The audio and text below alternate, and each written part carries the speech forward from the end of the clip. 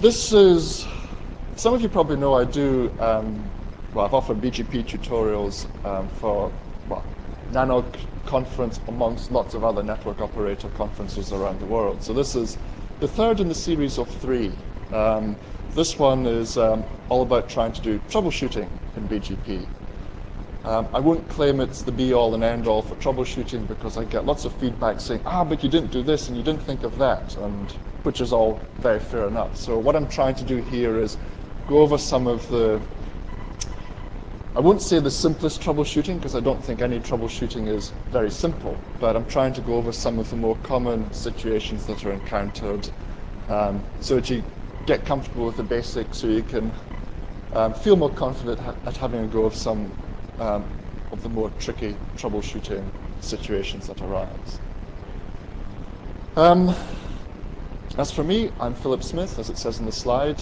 I've worked for Cisco for around 7 years. Before that, I used to work for UUNet.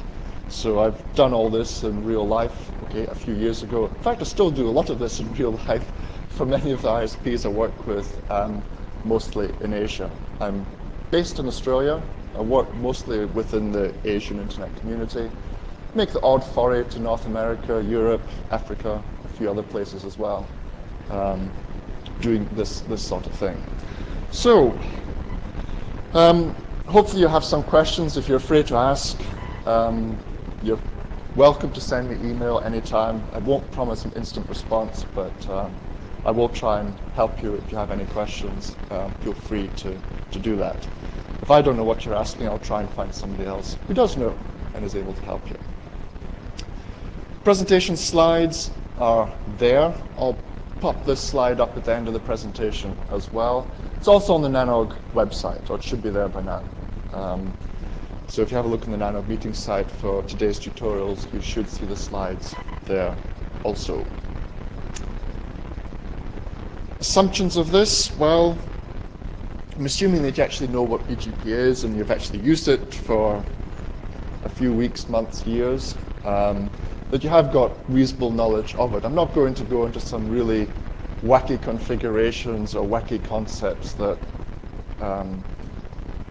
beginners or intermediates will have trouble understanding. I'm going to try and keep it relatively simple, some relatively simple concepts. It's kind of handy if you know the Cisco CLI. Unfortunately, it's the one I've been using all my working life in the internet industry for the last 15 or 20 years. It's the one I know best, so that's what I'll use for the examples here. If you haven't seen it before, hopefully I've made things obvious enough that you can actually translate it into your own favorite router vendor's configuration syntax. And as I said at the start, feel free to ask questions anytime, in the middle or during the breaks. If you want to talk during the presentation, please use the microphone that's in the middle. The 3 things we're really going to look at, have a look at some of the fundamentals of troubleshooting, which will take up the first hour or so. We'll have a look at some of the configuration things that you can run across, and then towards the end we'll have a look at probably more generic type troubleshooting. It's the sort of thing that I see ISPs asking their upstreams, ooh, this is not working, what's wrong? And the upstreams are saying, well, hang about, have you actually checked this, this, and this? So we'll have a look at some of those things that I've been collecting over the last few years. So just high-level things first. The first thing you want to try and do actually is recognize what is causing the problems. We all know about customer phones you up and says, the internet's not working. I mean, that's quite a helpful input from the customer, but it doesn't actually say very much to you at all. I mean, what's not working? Is it a website that you can't get to, or can you not get to your email, or what? So you have to try and recognize what the problems are, rather than say, ooh, something's wrong. And there's several possible problem areas. You've got misconfiguration, usually caused by configuration errors, bad documentation, misunderstanding concepts, poor communication between colleagues and departments. That's fairly common. Sales department is speaking to customer. Customer ISP says, I want this and this. Sales refers it on to engineering, and it gets misinterpreted in the way because sales understand how to sell things. and engineers understand engineering things, and the two don't really overlap very often. So what can be a simple request coming from a customer can end up looking really bizarre when it gets down to engineering. Human error is a huge cause of problems, or it can even be a cause of huge problems. But things like typographical errors, using the wrong commands, pure and simple accidents, maintenance slots, maintenance work that just goes wrong for some reason, and even just poorly planned maintenance activities. You haven't thought through all the particular problems. And you may get something that looks right when you leave the facility at 6 in the morning, but then you come back at noon and you find that virtually nothing works. It can be feature behavior, or put it bluntly, it used to work with release X, but it doesn't work with release Y. What's changed? We haven't done anything, we just did an upgrade. I mean, my usual criticism here is that, oh, well, people just go and upgrade because, hey, the vendor's released a new bit of software and it must be better. Not necessarily so. I mean, I'm always saying, if it's not broken, don't fix it. If you need to upgrade, then you do the upgrade for a reason and check it out first in your lab to make sure it's going to actually function for everything that you need. Interoperability issues. Well, there's that old chestnut. RFC 1771, some people implement it blindly. Well, the RFC is ancient, dare I say even out of date. There's been a lot of recent work over the last few years to get the replacement. I think it's the BGP4 draft is about iteration 26 or 27 now in the IDR working group. So different vendors will have snapshotted that draft at different stages and said, right, that's a compliant implementation. And so you can get quite a lot of interesting interoperability issues. And the things beyond your control, things that your upstream ISPs get up to, your peers get up to, and they make a change which has unforeseen impact in your network. Hopefully you're talking to your upstream so you're aware of this, but when things happen further afield in the internet, then it's just one of those things that you have to try and live with.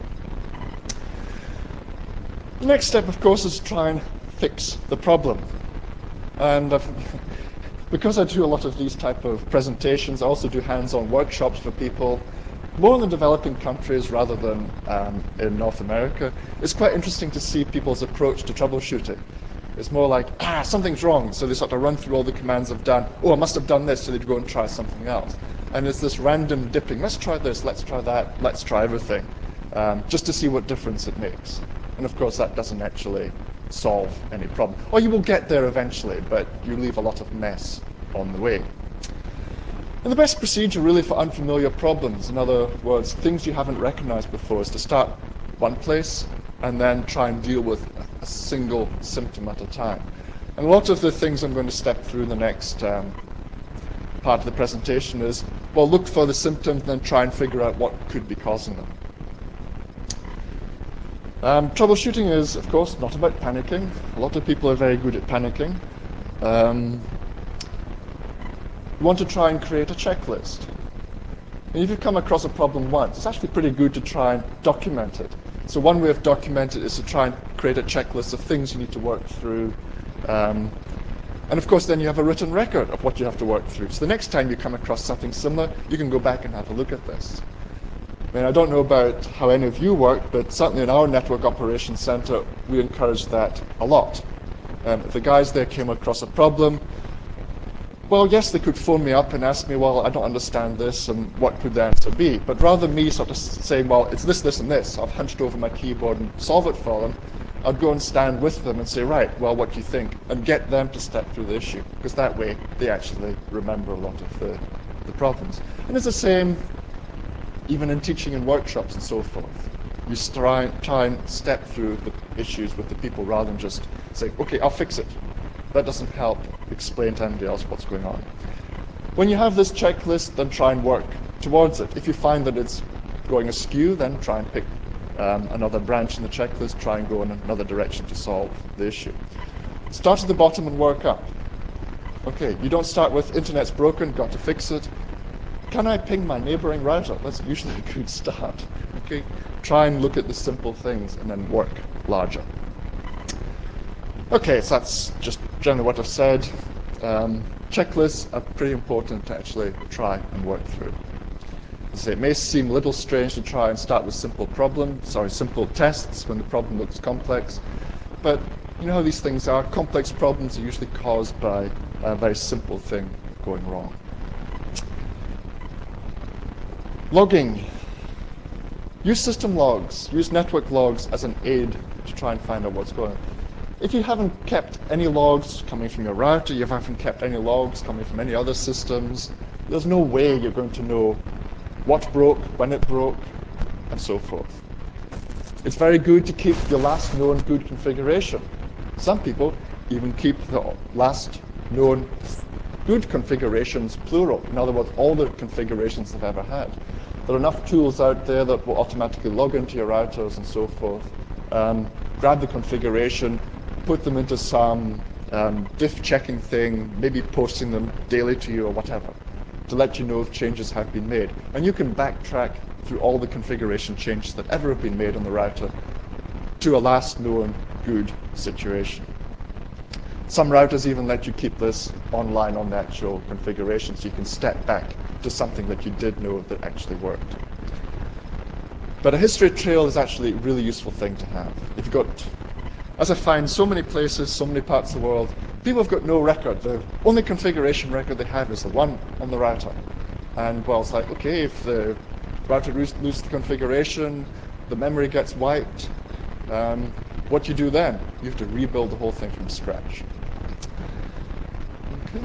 So another thing, familiarize yourself with the router's tools. So is the logging switched on of the BGP process? Okay, modulo in the Cisco's case, the advisory came out the other day. But generally, you want to try and switch on the logging on the router so you get log of the BGP process, whether the neighbors have gone up or down, anything unusual has happened, and so forth, and keep a good record of those. You can go back through those logs and try and figure out what changed. Some people do that, but then they don't actually send the logs anywhere else. They keep them on the router. The router crashes, gets powered off, your logs are gone. Are you familiar with the BGP debug process commands? While most documentation says don't touch these are only for expert use or for support people to help you, they're actually, if you use them carefully, they can be pretty useful at actually finding out what's going on. But try and check on all the vendor documentation so you don't get surprises. Certainly if you do a full BGP debug on a Cisco router, you might get a big surprise, like everything stops. The other one, traffic and traffic flow measurement. People seem to be, in the last year or so, have discovered that things like NetFlow are wonderful security tools. Well, got news. NetFlow has actually been used for years and years by many ISPs for looking at traffic analysis, what's actually running through the network. And I suppose some of them have realized, we can actually find out what bad people are using our network as well. But if you keep a track of the traffic flow through the network, you can spot changes in traffic flow, which could be caused by changes in peering, something else happening on the internet, bugs in your configuration, and so forth. You can also try and correlate customer feedback on network and connectivity issues. If they start complaining that, the traffic from East Coast US to West Coast US is going via London, then you probably know that there's something wrong. You can't just sit there and say, there's nothing wrong with my network. Okay, so you try and correlate that kind of thing with differences that you see in the traffic flow. So those are kind of the fundamentals. It's a bit of hand waving, but it's actually fairly important stuff. If you can get those fundamentals planted in here, then it makes a lot of the next part of troubleshooting pretty simple. Right, so the main part of the tutorial is really going to cover some of the local configuration problems that you can encounter. So I've grouped them into 4 sections. The first one is peer establishment. We're going to look at missing routes, which is quite a common one, inconsistent route selection, or, some people say, it's a bug in the implementation. And then the final one, loops and convergence issue, which can be quite a big problem too. So this one should be obvious, and it's the fundamental, I can't get BGP up and running. In routers, to talk BGP with each other, they use TCP. We use port 179. People are getting very, very good at filtering the external connections now, which is great to see. But then they notice things like, ooh, my BGP session won't come up, or my BGP session's gone down, because they forget to allow port 179 through the interface filters, so the router can no longer see the neighbor. And also IP connectivity. In the case of iBGP, you can set up iBGP speaking to lots of other routers in your network, but they've got no actual way of getting connected to each other. So those are the two fairly typical issues. Of course, you try and bring up BGP to your external neighbor, but you can't even ping them. You haven't got any IP connectivity. So the TCP session's established, open messages are exchanged, that's part of the BGP protocol. The peering addresses have to match. If they don't match, then basically the router says, ooh, who are you? Goodbye. And of course the AS has to match as well. You won't be able to get a router claiming to be in one AS able to peer with a router claiming to be in something else altogether. So the AS configuration parameters have to match too. And these are like very basic things. You sit there and you think, yes, these are completely obvious. But I've been enough places to see that people will spend hours trying to puzzle over things like this. So let's look at some of them.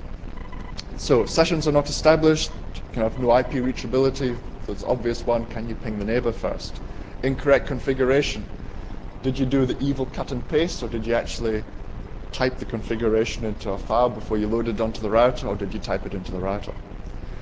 And there can be layer 2 problems as well, which causes flapping peers. Flapping peer does not necessarily mean that the neighboring router is overloaded. It could be a layer 2 infrastructure problem. So let's look at this example. Here's hopefully something that will cover the whole situation. We've got two ASs, AS1, AS2. Router 1 and router 2 are in AS1. We're bringing up an iBGP session between R1 and R2. We're trying to bring up an eBGP session between R2 and R3. We have a look at the configuration. It looks wonderful. On router 2, we're router BGP1, we're in AS1. We've got our logging switched on because we've been told to do that because it's good. Then we've set our neighbor as router 1, it's in AS number 1, and neighbor router 3 is in AS2. This all looks wonderful and it should work. But it doesn't. If you have a look at the BGP summary, you see the two neighbors there, and the state is either active or idle. Okay, this basically means that the router is sitting there trying to bring up the session. Okay, active state, idle state, or connect state. The router will jump through all these. It tries to open a connection, that's the active state. If it manages to establish a connection, we'll go into connect, but if it can get no further, it then just drops back to idle, and it'll go round and round through all that until, well, it works or somebody fixes a problem if there's a problem. So this is the standard screen where you see there is a problem. So then you start your simple troubleshooting. Is the local autonomous system number configured correctly? Is the remote autonomous system number assigned correctly? And you've really got to verify that with your diagram or other documentation. If it's an external peer, you have to contact your other peer. Check that the AS number that they gave you is actually the one that they have. There wasn't a typo in the communication, or it didn't bounce to a third party who can't tell the difference between 1s and 7s or things like that. Okay, so we check this. Router BGP1, well, that's our local AS, remote AS1. Well, this is a neighbor, router 1 is also an AS1, so that looks right. And the other one's an AS2, which looks right as well. So there's something else wrong. We assume that we can, well, ping our neighbor. We've got IP connectivity to the two neighboring routers. We'll then have a look at the TCP connections and see what's going on. So we can do something like show TCP brief, which will show the actual TCP connections. And you'll see two entries there. You'll see the one for router 3, or the 3.3.3.3, coming from the local port 179, and it's in a listen state.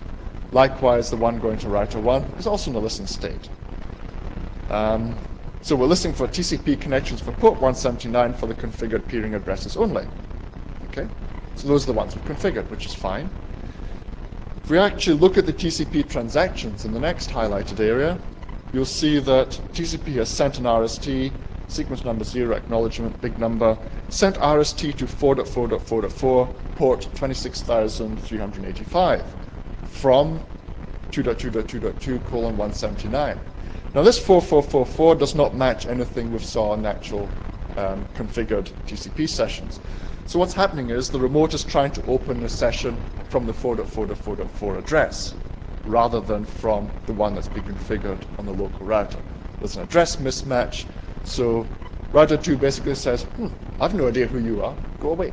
Okay, it just ignores the connection request. What about us? Well, we look at our local BGP activity. Well, 111 is open, but our local address is 444.5. And it says connection refused by remote host, because the remote host is expecting us to come from 1111, not 4444.5. Okay? And that's what you see here in the next highlighted area. If you do a show IP route to 1.1.1.1, static route connected, known via the serial interface, and the point-to-point link address is 4.4.4.5, and the other end is 4.4.4.4. Now I've really labored this one, but this catches so many people who are starting to set up iBGP sessions. It's a very simple one to do. Most ISPs these days are configuring iBGP to run between loopbacks. You run them between the loopback and the router. In other words, not a physical interface that is directly connected to your neighbor, but some other interface on the router that can be there at all stages. And if you remember from sort of introductory BGP, it's highly recommended to set up iBGP between loopbacks. If a point-to-point link disappears, your iBGP session is then maintained because you find alternative paths across your backbone. But it's quite easy for this to slip through the net. Okay. So what's happened is the source interface is the outgoing, the source address is the outgoing interface address, but the peering is trying to use the loopbacks. So you need to tell the routers on both ends that the loopback should be used. So we actually missed what's highlighted in red there. We missed the configuration that says we should be using the loopback interface address as the source address for the BGP session. So when you put that in, you'll then find that the BGP session comes up quite happily. Okay. So just going down to the common problem, iBGP is run between loopback interfaces on the router. That's just for stability. That's considered good practice these days. But the configuration is missing from the router, therefore the iBGP session won't establish. Okay.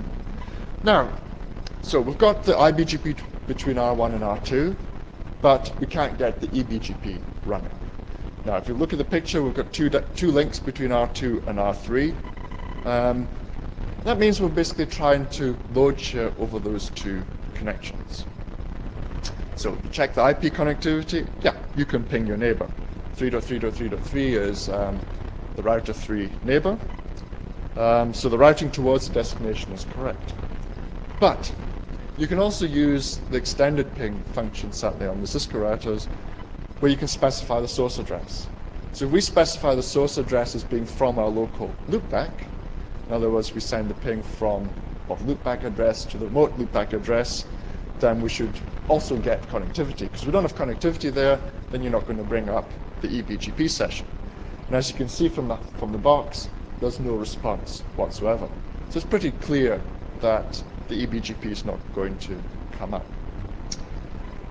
Okay, so the extended ping is used to test the inter-loopback connectivity. And when you see something like this, it only means one thing, that router 3 does not have any route back to your loopback. Because it's eBGP, you're going to have to send the message to your neighboring ISP and say, excuse me, you don't have, etc. Okay. So now we assume that they've added the route to 2.2.2. So you should see some kind of communication happening between the routers. But you've still got problems. So if we do a show IP BGP neighbor on that particular neighbor, then you get a fairly detailed listing of what's going on. Most of the stuff I'm going to ignore, but the important point to notice is right at the bottom there, external BGP neighbor not directly connected. Now, If you remember again from setting up eBGP, the requirement is that peers must be physically connected. It's expected, certainly in point-to-point links or in Ethernet, that the router that's speaking BGP uses an interface that's on that actual network. If you don't do that, then you have to use a different configuration. Otherwise, you get an observation like that the external BGP neighbor is not directly connected. So you've got to tell the router to ignore this feature, to use an eBGP peering between the loopbacks. And that's what's missing here. Okay? The third line, neighbor eBGP multi-hop 2, which basically tells the router that you're not directly connected and it can be up to 2 TTL hops away. Okay? So by default, TTL is set to 1 for eBGP peers, so you need it to be 2 if you're going to go to the remote router's loopback. Okay? Put this configuration in. Hopefully the other side has got this configuration as well, and then the session should come up fine. Okay? So we get to this stage now. And we've now got messages received and messages sent. I haven't explained what everything there is, but it's neighbor address, the version number, the AS number. Then we've got messages received. It's the number of BGP messages that have been received by that neighbor. Messages sent is the number that have been sent. Table version is just a version number for router consistency. Input queue is the amount of prefixes waiting to be processed. Output queue is the number of prefixes waiting to be sent out to the neighbor. And then finally, we've got an up-down and a state. Up-down means it's never been up. State means it's active, which means we're trying to bring the session up. So we've still got problems. We're getting messages sent back and forth, but there's no session being brought up.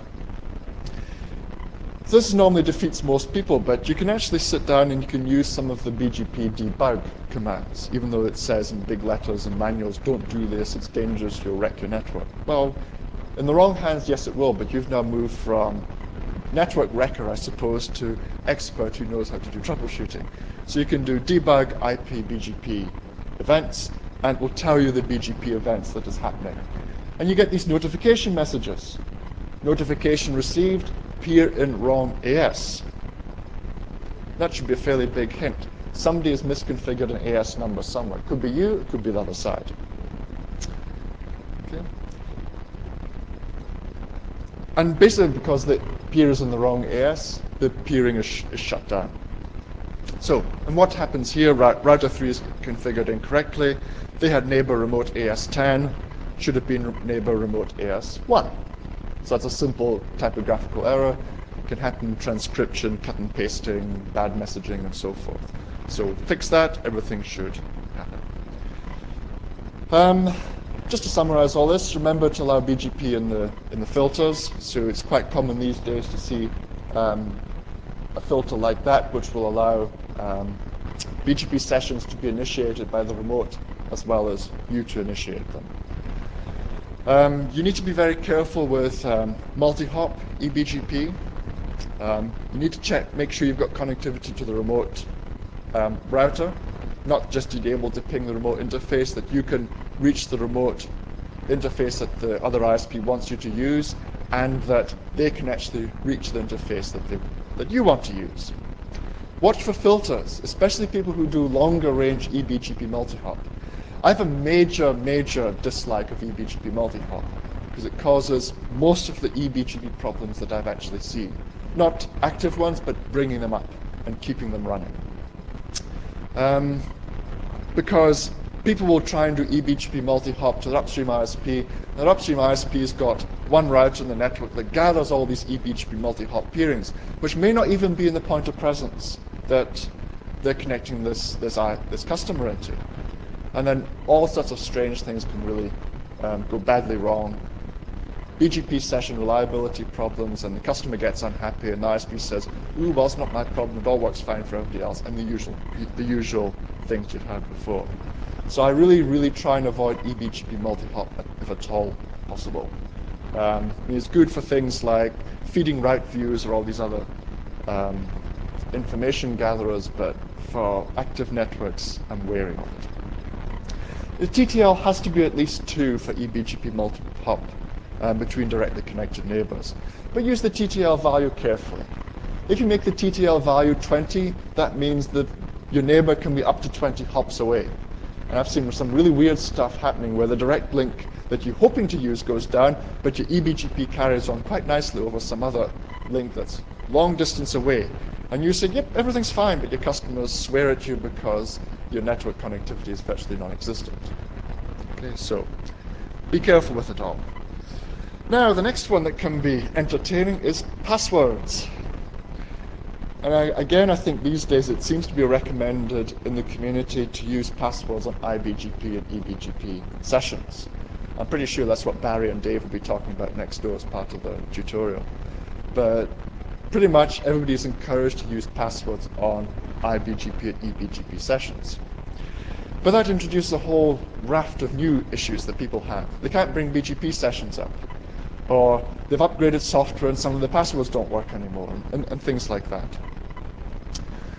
Okay, so if passwords don't seem to work, you can't bring up the eBGP or iBGP and everything seems to be fine, then start suspecting passwords. So you get a similar picture to this.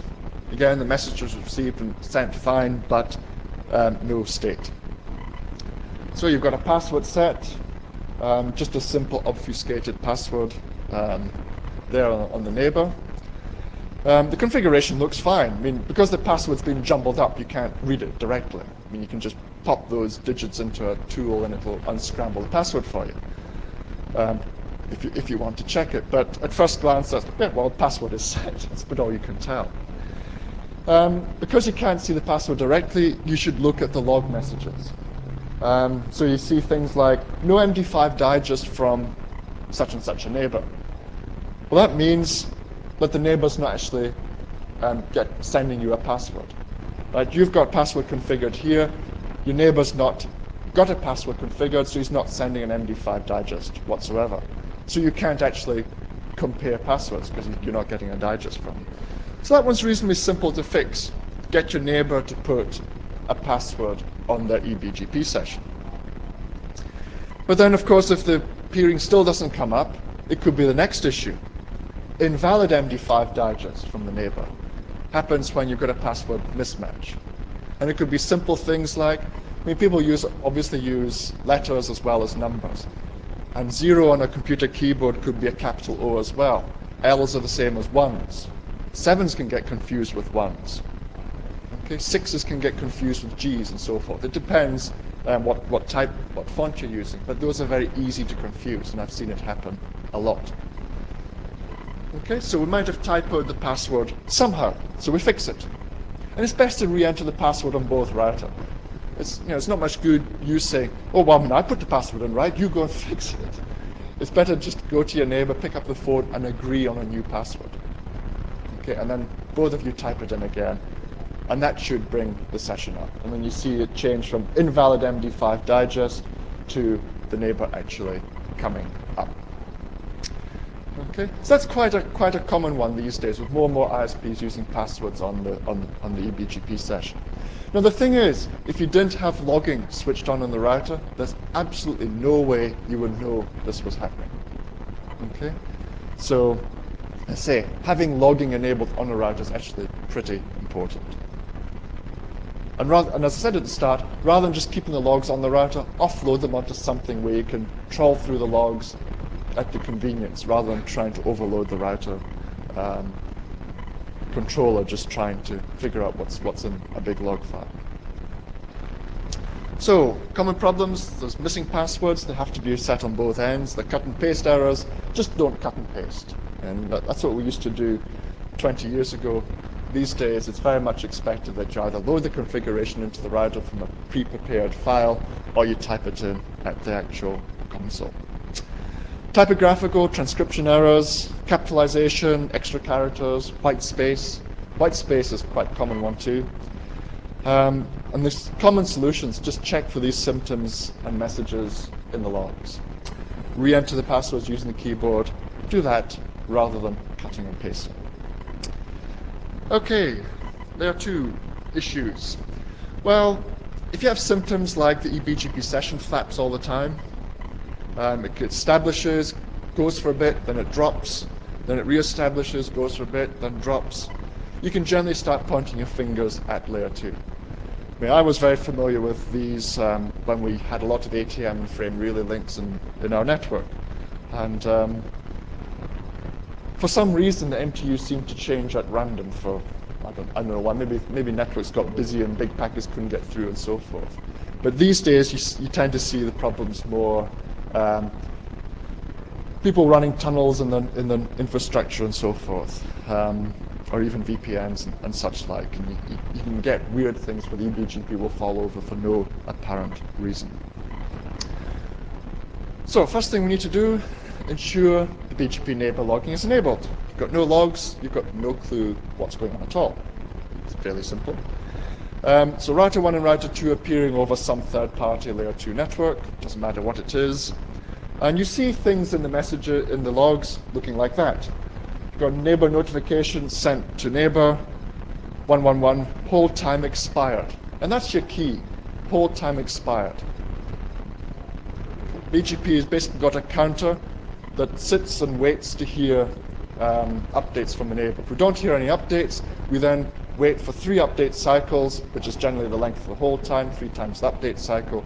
And if we hear nothing more, we think, ooh, the neighbor's gone away. It could be the circuit's gone down, it could be the router's shut down, being powered off, crashed, whatever.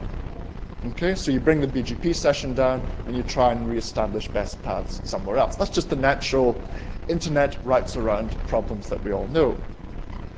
But if this internet rights around problem that's actually not really a problem but caused by the infrastructure being dodgy for some reason, then you need to try and fix it. So you see lots of these messages, hold time expired, running repetitively through your logs every few minutes, probably about every 6 to 10 minutes or so, then you know there's something up. You can also find the reason for the last reset in the neighbor status. You do show IP BGP neighbor, it will tell you. BGP notification sent, hold time expired. So there's another clue, same clue. It means you're not receiving keep alives from the other side. Okay, BGP sends a keep alive every 60 seconds. Well, depends on the implementation, but in this case, every 60 seconds. So let's take a look at the peer. So on your router, you do show IP BGP summary, and in the first highlighted section, you see messages sent 284, but the output queue number is quite big. It says 97. I'm generally suspicious of any number in out queue that's not 0. If you've just brought up a BGP session, that's fine. Because you usually have, if you've got the full routing table, all 155,000 prefixes, it'll take a while to send them to the neighbor. So you see a reasonable sized out queue. But in steady state, you shouldn't see anything in the out queue. It should be 0, because you're only sending updates, and there shouldn't be a lot. And then you have a look 1 minute later, 284 messages sent, out queue 98. So that queue's got 1 bigger. Basically means that the BGP keep alive message has been added to the out queue, but it's stuck there. So the queue is still stuck. The message sent counter has not moved. We have not succeeded in sending any more messages. Okay, so it's now been up for 3 minutes. So what will happen now? The BGP process on this route will say, oh well, neighbor's gone, crap, pull it all down. Okay, and then it will stay down for the time, probably a minute or two, and then we'll start bringing up the BGP session again, and we'll go through this cycle. So that's a very big clue that there's something wrong with how the BGP messages are being sent to the neighbor. So let's try and ping the neighbor. If you just send a standard ping, that's a 100-byte ping, everything gets through just fine. If you send a 1500-byte ping, that's the next test you do. Little packets are okay. Little packets generally have a better chance of getting through any sort of network than big packets. So if we send a big packet, 1500 byte, for example, there's no response. Pardon me, there's no response. Normal pings work, but 1500 byte pings fail. Okay, I mean, if your MTU on the point on that connection is only 1300 bytes, then you're not going to try send a 1500 through because it's probably going to break anyway. But you try and set one that's appropriate to your infrastructure. But send as big a packet as you think you can run through. So we've sent a 1500 byte here. We get no response whatsoever. Well, what's happening here is the keeper lives get lost because they get stuck in the router's queue behind the BGP update packets. The BGP update packets are packed to the size of the MTU. See, part of the efficiency being made in all the router processing is we don't just send one update in each BGP message, because that'll only take, what, a few bytes. We pack them all into as big a packet as possible, up to the size of the MTU. More efficient means the BGP session comes up more quickly, and so on and so forth. Better performance. Okay? So the keeper lives and the BGP open messages aren't packed to the size of the MTU. So if big packets the size of the MTU aren't getting through, but little ones are, it means you have MTU problems on the link for whatever reason. Okay, so you could probably try 300 byte packets and they might get through. You work your way to the size that gets through and then you can help trying to troubleshoot the problem. Now if it is a layer 2 issue, you can pass this information on to your layer 2 folks. You can say I can send 100 byte packets, I can send 300 byte packets, but 1,000 byte packets and 1,500 byte packets don't work. And that'll let them try and narrow down what the problem might be. Okay? And I've seen things as simple as people rate limiting big packets. I don't know why they do it, but some people rate limit big packets, and that's enough to cause BGP to go gulp. Okay? So it's issues like that can cause all sorts of problems. So this is quite a common one, but people always look for other reasons for the cause, but it's usually caused by MTU issues. The other common problems, the remote routers rebooting continually. And if you see a 3 to 5 minute BGP peering cycle time, it could be something like somebody's using a router that doesn't have enough memory, and it's running some old software that doesn't gracefully just shut down the BGP session. It runs out of memory and panics and falls over in a heap, powers up again, and does the whole process. So that's probably less common here within North America, but I see it in a lot of places, many other parts of the world, where they aren't quite so lucky to have the latest hardware. The remote router BGP process can be unstable. People running routers with 1 megabyte of memory free. And then every now and then you get a burst of updates that router runs out of memory, starts dropping things, and then it tries to recover, so the BGP process restarts, and so on. I mentioned traffic shaping, I mentioned rate limiting, that can all cause issues. MTU can be set incorrectly on links. Path MTU discovery is disabled on the router, which can quite often slow things up pretty badly. Instability in the layer 2 point-to-point circuits, faulty muxes, bad connectors, interrupt problems, PPP problems, satellite or radio problems, weather, microwave, satellites, and so on. I mean, your layer 2 folks will know better how to solve these because they deal with them on a day-to-day basis. But actually, the very, very simple tool you use to try and figure a lot of this out is ping. Your BGP session's bouncing up and down, try and use ping. If it's a periodic one, suspect the router at the other end crashing or the BGP process falling over because of memory issues. And then when it's fixed, you can get the big packets through the network, the session's stable, and life is all happy. Okay, the next one, missing routes.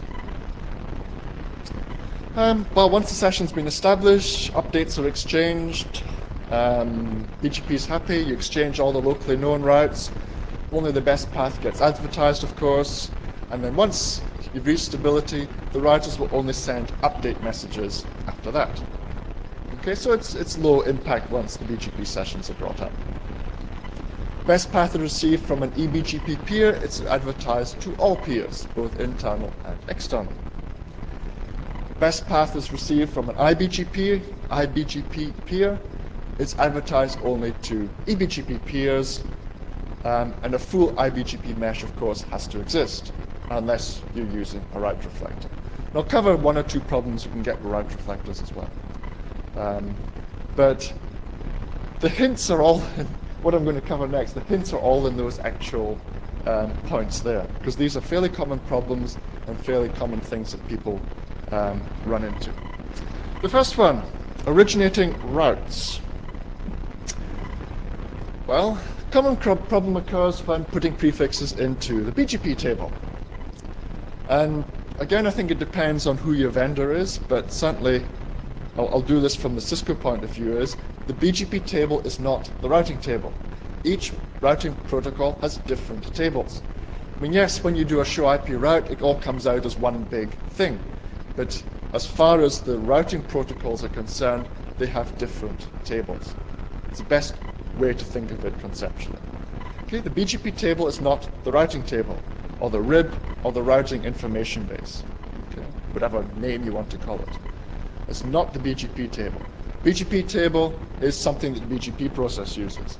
OSPF table is a separate table that the OSPF process uses. ISIS, static routes, and so forth.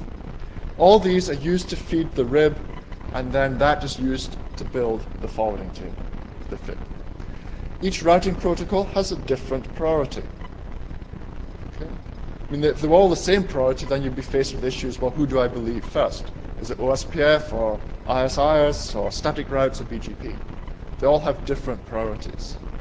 My advice generally is to make BGP the lowest priority possible, because then if you get garbage from the internet that matches your routing table known by OSPF or ISIS, you don't mess up your own network. Been there, done that, learned. Okay, so that's why they all have different distances, and the BGP one is actually a very low priority. To get a prefix into BGP, it must exist in another routing process.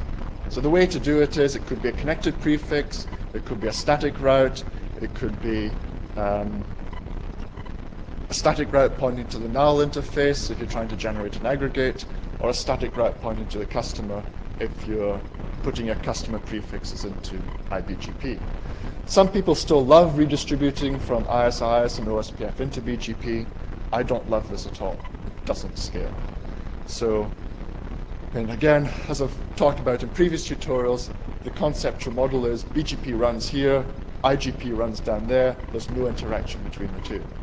Okay, if you're an MPLS VPN network provider and you need to put customer prefixes into your BGP to transport them across the VPN, is a different issue. But for your core network, ISIS, OSPF, BGP are completely separate.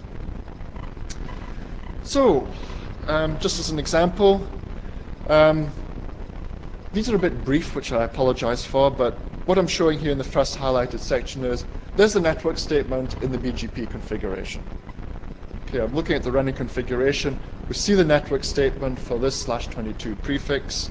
/22? Yeah, /22 prefix in the BGP. The network statement's there.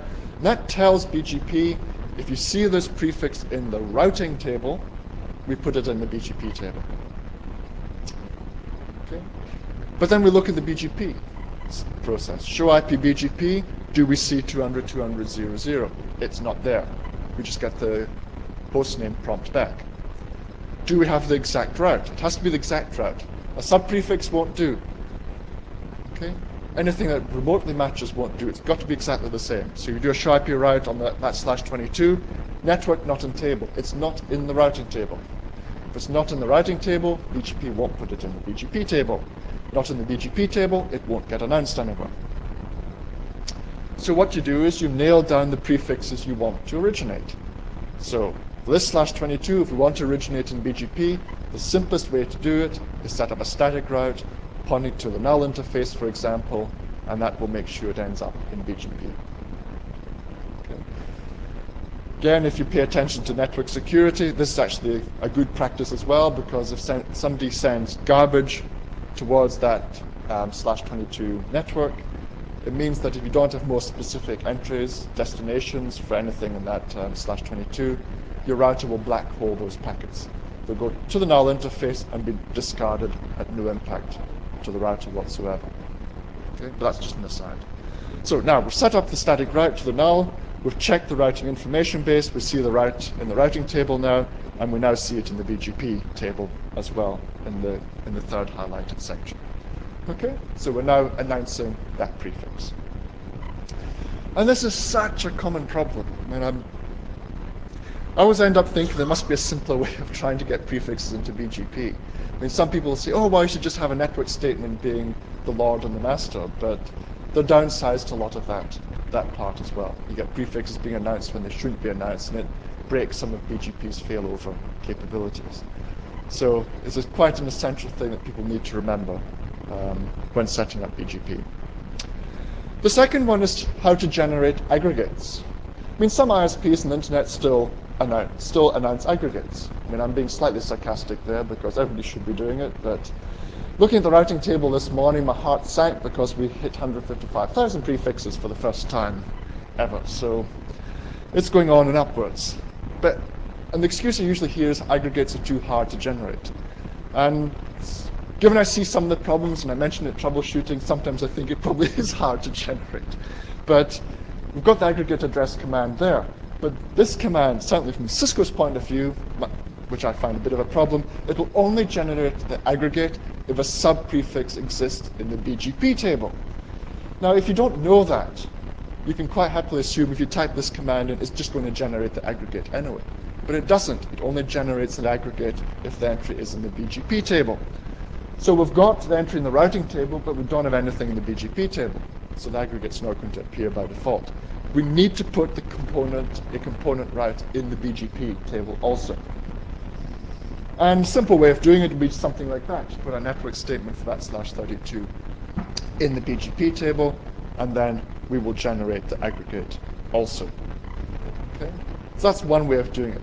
And actually, it's one reason I particularly don't like the aggregate address command, because it's quite a clunky way of being configured, and it leads to lots of problems like this. But a lot of people use it, and then they wonder why the aggregates don't actually get generated. So that's a second one that catches a lot out. So the general rules here are you always need an exact route. So to get prefix in the BGP table, you need an entry in the routing table. To get an aggregate generated by BGP, you need a sub-prefix of that aggregate to appear in the BGP table. Note, if your sub-prefix is set up in BGP as a network statement, and then that sub-prefix is a static route pointing to a customer, and that customer interface goes down, the prefix gets withdrawn from the routing table, which means the BGP withdraws it from the BGP table, which means your aggregate gets withdrawn. I've seen that happen to ISPs. They get the /19 or whatever from the registry, they've got the first customer. The first customer connection goes in, it goes down due to no fault of anybody in particular, and the aggregate gets withdrawn from the internet. I mean, this is like bad stuff. So, and then they sit there and wonder, it's like, oh, what's going on here? I don't understand this. So you need to try and think quite carefully how you configure your router to make sure your aggregate never disappears. And that's why I said earlier the best way is to make sure you have a static route to the null interface for your aggregate. It helps with the security of your network as well as making sure you always announce your aggregate. And if you want to do the aggregate address because you're a fan of the aggregator attribute in BGP, then you can use the aggregate address command also. Right, update exchange problems. Now, again, I just say here, route reflectors. It's such a nice solution to help scale iBGP. But people seem to love taking this nice simple concept and breaking all the rules. We get things like people having clashing router IDs or clashing cluster IDs.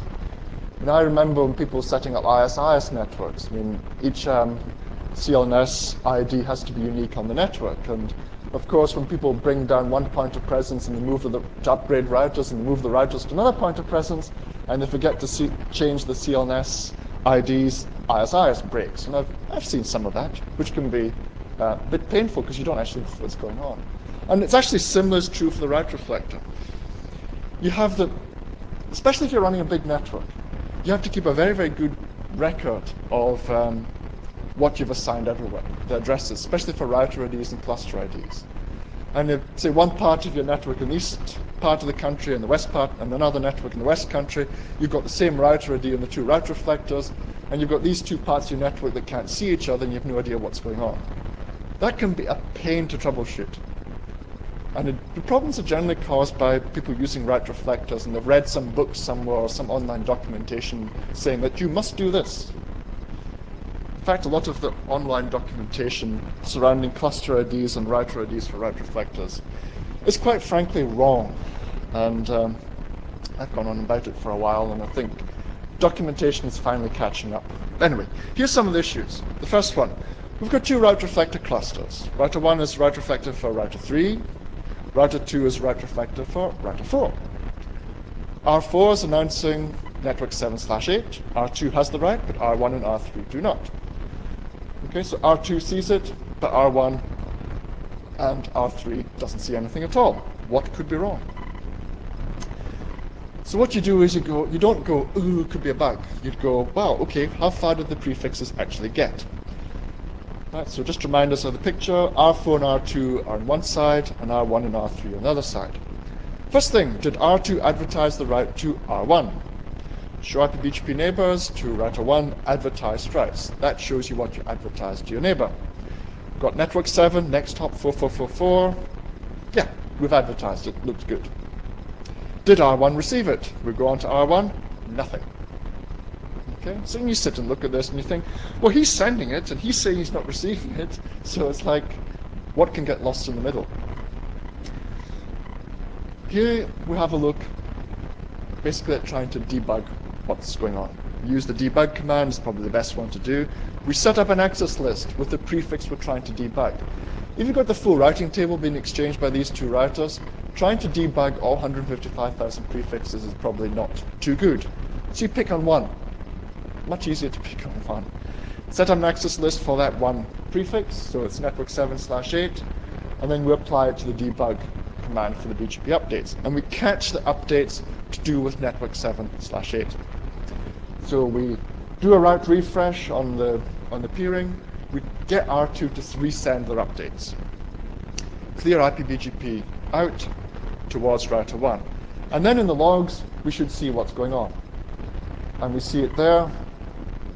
222 receive update with attribute next hop, all the rest. Originator 100.111, cluster list, all that stuff. Looks fine. And then it says 222 receive update about network 7/8 denied due to originator is us. Okay. We cannot accept the update with our router ID as the originator ID. Okay.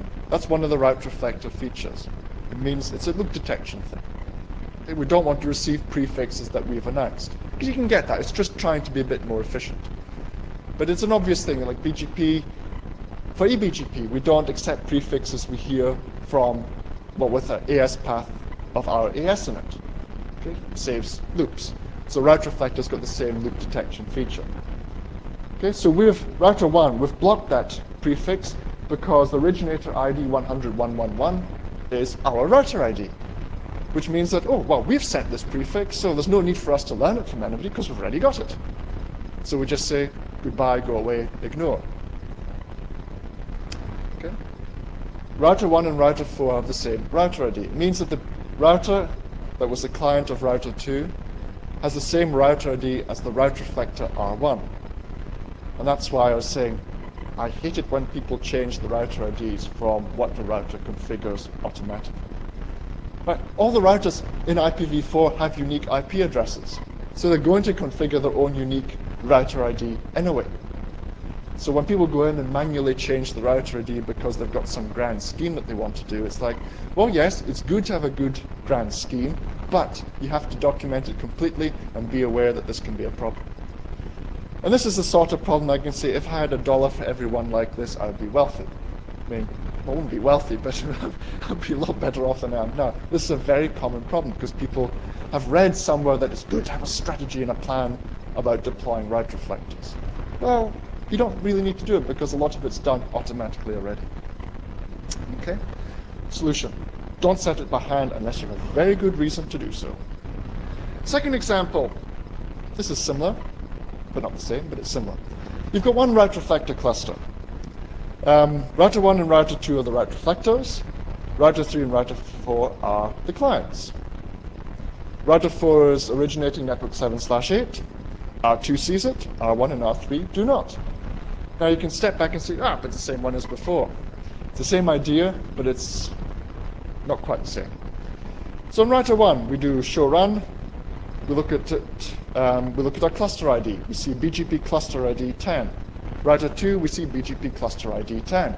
Because they've read in the book that says you've got two route reflectors in a single cluster, you have to set the router ID the same.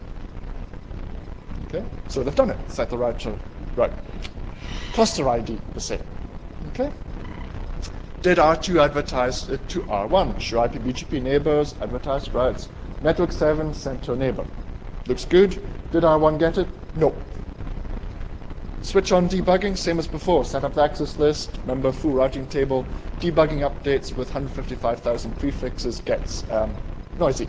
So pick on the prefix you want to debug, makes it much easier. Tell R2 to resend the updates, the RPBGP whatever out, and you get the updates resent out, and then you can pick the one on R1 that is causing the problem. And you see it in red there, denied due to reflected from the same cluster. If you've got two route reflectors in a single cluster, then each client must peer with each route reflector. You can't just have one client peering with one route reflector and another client peering with another route reflector and none of the cross. Okay? Each client must peer with each route reflector in the cluster. Okay? Really important to do that. Because the assumption is made that you're doing this in this particular picture. The assumption is made, R1 and R2, by the route reflector nature, assume that all the clients will peer with them. So if R2 hears a prefix from R4, it says, I don't need to send this to my route reflector neighbor, R1, because R1 will have got it from R4 anyway. But because the operator forgot to set up R4, R1 IBGP session, R1 doesn't see it. Because R1 doesn't see it, it doesn't send it to R3. So the network is half deaf. Okay. Reason? Well, early documentation claimed that the route reflector client redundancy should be achieved by dual route reflectors in the same cluster. In fact, they said that was the only thing you could do, and you couldn't do anything else. Which actually was quite amusing to me, because I joined Cisco and discovered this documentation. I was like, but we've never done this. And we didn't even know where to do this, and we never had any problems. If you do that, it's fine. It seems to be every time I do this presentation, I get somebody who's probably watched the video or something afterwards saying, I saw you say this, Philip, but all the documentation says this, and I've configured my network like this. Should I change? And the answer is, well, no. I mean, what you've got works. But if you're going to deploy a network with route reflectors, I would actually use the solution at the bottom. Use overlapping route reflector clusters. Right? So in your point of presence, what would have been two route reflectors in the same cluster, make them single route reflectors in different clusters, and have the clients speak to both route reflector clusters, or both route reflectors. Okay, so it's an overlap thing. So each client speaks to two different route reflectors, or as a member of two different clusters. That works perfectly well. And I've done that for years and never actually realized that there were other ways of doing it. And that's actually the better way of doing it, because if your route reflector disappears, then, well, the other one still carries on. You don't run into the problem of having to manually set the cluster ID. It means you don't have problems of, well, holes in the network like this. You don't have problems of moving routers as you upgrade your backbone and have the cluster ID in one part of the network same as the cluster ID in another part of the network, and end up with black holes caused by that as well. So as I said at the start, route reflector is a nice simple solution. Why do people make things complicated? Okay, so I've got various troubleshooting commands. Just jump over those. Actually, no, we won't jump over them, because these are actually quite useful. The show IP BGP neighbor advertised is actually very useful, because it tells you what you've sent to your neighbor, or what you're sending to your neighbor. Not in absolutely every case. Attribute modifications made by outbound route maps won't appear in there, but pretty much everything else will. Okay, so it's useful for you to find out what you're sending to your neighbor, because you can get situations where your neighbor's saying, oh, well, I'm not hearing these prefixes at all, but you can send them the output of this advertise command saying, well, I'm sending this. You don't have to get down to running sniffers on the point-to-point link between you. Show IP BGP routes shows what your neighbor has sent, and that's made it through your filters.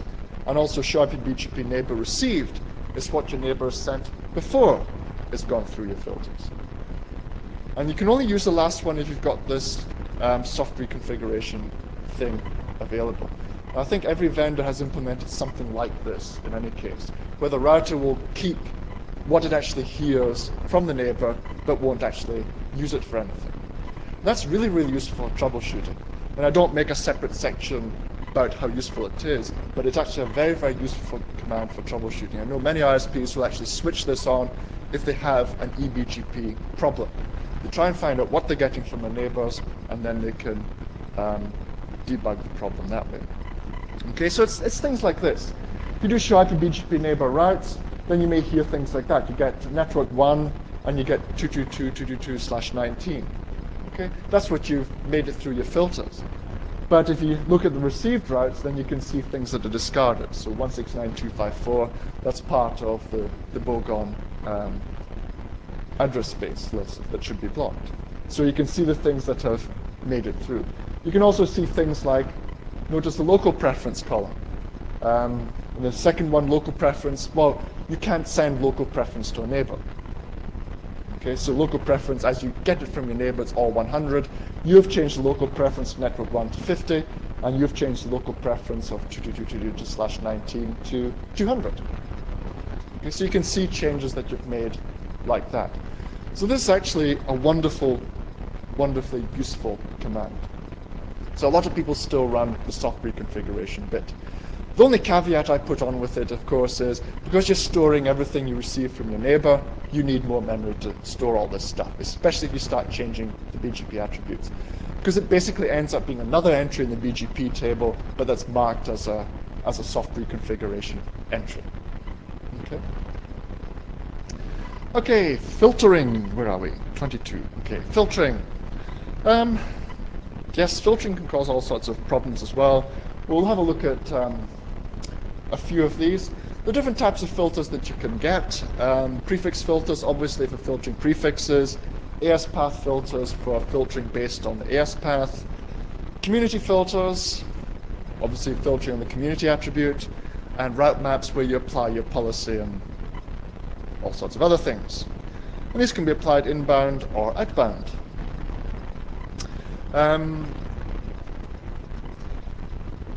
To check update filters, well, I mean, I've talked about the show IP BGP routes as well as show IP BGP received. I can tell you how your filters and so on are actually functioning.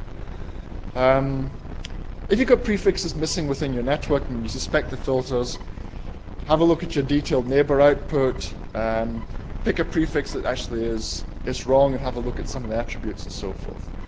So let's look at some examples. Well, we're missing network 10/8 and router 1, but router 2 is originating it and sending it, or at least we think it is. Okay, we do a show IP BGP neighbor. The routes that we've received, 0, no prefixes at all. It's not being received from router 2. So router 2 is originating the prefix, but it does not advertise it to router 1. So we do show IP BGP neighbor, 111 advertised routes, it's blank. But it's originating it. Show IP BGP network 10, routing entry, all that. Okay? So it is appearing in the local BGP table, but it's not advertising it to router 2. And the thing to do now is find out why not. We check the filters. And this one is probably an AS path filter problem. So just in case you don't know these, the caret symbol, or the hat, whatever you want to call it, matches the beginning of a line. Dollar symbol matches the end of a line. So hat dollar matches an empty AS path. In other words, it matches locally originated prefixes. So we look at our configuration in router 2. Show run, include neighbor 111, neighbor 111, remote AS3, filter list 1 out. So we're using filter list 1, which is down there. It says AS path access list 1, permit hat dollar. So that looks okay. It means permit all prefixes we have originated. And we've originated network 10/8. So what's happening? Why is it not going? Show IP BGP filter list 1. Blank. Now, if we do show IP BGP filter list 1, it basically takes this and applies it to the BGP table. Nothing. Okay, you see it, blank line. So we step back one. We can do show IP BGP regular expression. You can type regular expressions right into the command line like this. Show IP BGP reg, regexp hat dollar. So it applies that regular expression, and you get an output, network 10. We've originated it. Looks fine. So how come this is different? The first line is the same as the second command. So what's happening? Cut and paste, of course. This is the classic cut and paste problem that people have with filtering. Copy and paste the entire regular expression line from the configuration. So we do SHA-IP BGP regular expression, and we just go to the configuration and you use cut and paste it back in. Where's the cursor? Well, the cursor is one space beyond the dollar. And that space is legitimate, it's valid. The router will check against that one. Until fairly recently, this was a problem, and I think there's now code, certainly in iOS, that will look for white space at the end of the line and will chop it out. I think that will do that now, but certainly, for many, many years, this was a well-known issue. You can have white space at the end of a configuration line, and the router would match it. And there'll be lots of puzzled people going, but if I type it in, it works, but if it's there, it won't. Quite often, deleting the whole lot of configuration, putting it all back in, will actually solve the problem. Right? Trailing white space is considered part of the regular expression. So we fix it, we force R2 to resend the update, and then we should all be okay. Check R1 to see it has the route. Clear IP BGP 111 out. On router 1, we do a show IP BGP, the network's still not in the table. But this time we've fixed router 2, and I haven't put up the fixed configuration or the fixed output, but it does actually work. So there's some problem on router 1 now. If router 2 is announcing the prefix, but R1 isn't getting it, then there must be something with the inbound policy on R1. So we go to R1, we do a show run, include neighbor 2222, remote AS12, route map policy in, we do a show route map policy, match things, access list, 100, 101, AS path, filters. Okay, lots of matches happening there. Nothing being set. We look at our access list. We've got this network, network 10. We've got 201 network. The AS path filter permit everything from AS12. Okay, lots of stuff there. All looks good. So yes, we're confused. It all looks good. Let's run some debug. So we set up our access list. Again, we just pick on one prefix. If you're trying to exchange a full routing table here, it's going to be a bit hard to try and debug everything. But we pick on one prefix, so pick on network 10, and off we go. Debug the neighbor on neighbor updates using access list 99. So that'll do the debugs on just network 10. And let me see. Blah, blah, blah, blah. Update received, next hop 222, origin iMetric, path 12. Received network 10/8 denied due to route map. Okay, that's not exactly descriptive, but it gives the hint. It says the route map's blocked it. Okay, route map has blocked it. Why has the route map blocked it? Let's have another look. And this is where I always find that lots and lots of configuration jumble like this, you can sit and look at it. You can look at it for days, hours, minutes, weeks. You can never find what's wrong. It's quite handy in this case to have somebody else there. Go out of your room, get somebody else and say, can you tell me if you see anything wrong with this? Because an extra pair of eyes can sometimes spot. Because I didn't mention anything when I showed this slide previously, but I didn't mention this line here.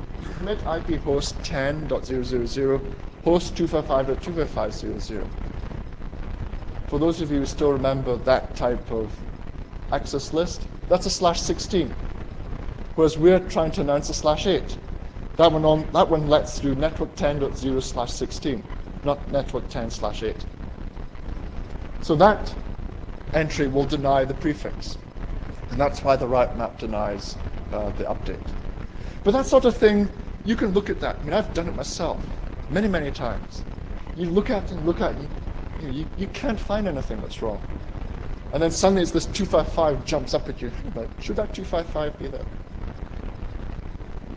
Okay. It's the wrong mask, so it needs to be a /8. The ACL only allows a /16. It should be that one, network 10, host 255.0.0.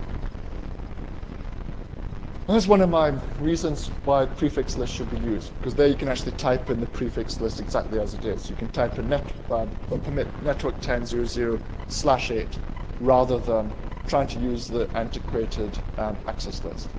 In fact, I just basically say these days, don't use access lists for filtering prefixes.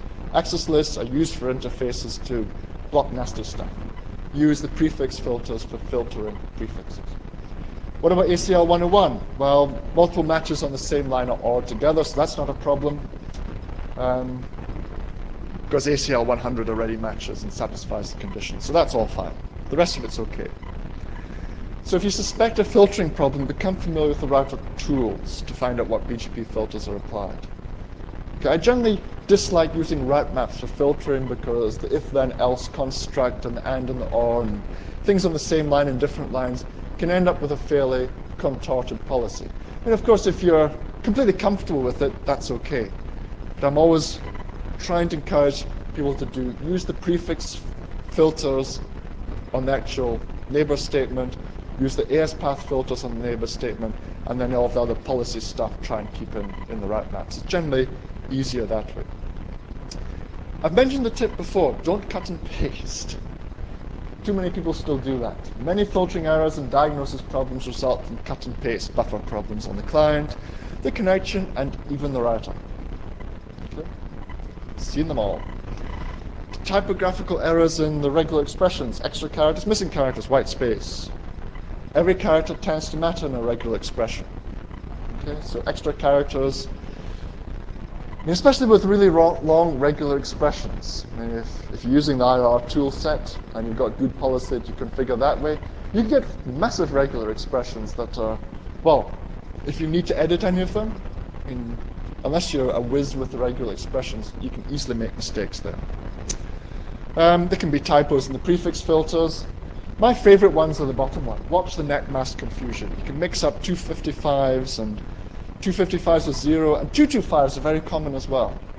People seem to be able to type 225 instead of 255. Or even when people are doing intermediate prefixes as well. I see 224s taking the place of, 244 taking the place of 224, and so forth. So try and stick with prefix filters. Of course, they introduce their own set of problems, like people getting /8s and 10s and the ranges mixed up and so forth. So try and keep things simple, and it'll make troubleshooting a lot easier. Community problems. Okay, this is the same type of situation. We're missing network 10/8 on router 1. It's not received from router 2. So what could the issue be here? Router 2 is originating the route. Okay, so we've seen that. But there's no community set. Communities are used a lot these days by many ISPs, but each vendor seems to have implemented community defaults in slightly different ways, which, as people move, well, most people tend to prefer to have multiple vendors in the network, and as they move from equipment to equipment, they forget which are the defaults and so forth, and it can end up with all sorts of confusion. Okay, so we're trying to use communities for these sort of filtering. In this case, the community is not set on the prefix, because the community being set would actually appear on the BGP display for the prefix. Okay, so we need to make sure the community is set. So one way of doing it is in the network statement, we set up the route map, which will actually set the community on the prefix. That tends to be the way that people are doing it. Okay, and that community, set community, basically says we're going to attach community 2:2 and 1:50 to network 10. And then if we look in the BGP table, we see the community set, those two, 2:2 and 1:50. All right. So now R2 will advertise the prefix with the community to R1.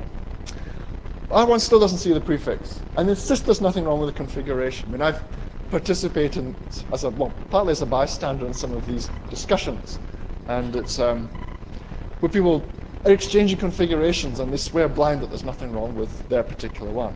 So we've looked at configuration R2. It's set in the community. It's all fine. There are no filters anywhere. So what on earth could be wrong? Okay. Look at the configuration. Route map set community. Remote AS1 prefix list my aggregate out. Prefix list their aggregate in. Typical eBGP configuration. My aggregate network 10. Their aggregate network 20. Set the community. Filters okay, route map okay. But they've forgotten one line. Cisco iOS does not send communities anywhere by default. Okay, it's been a pain in my life for many years, but it doesn't send communities at all by default. Not an iBGP nor an eBGP.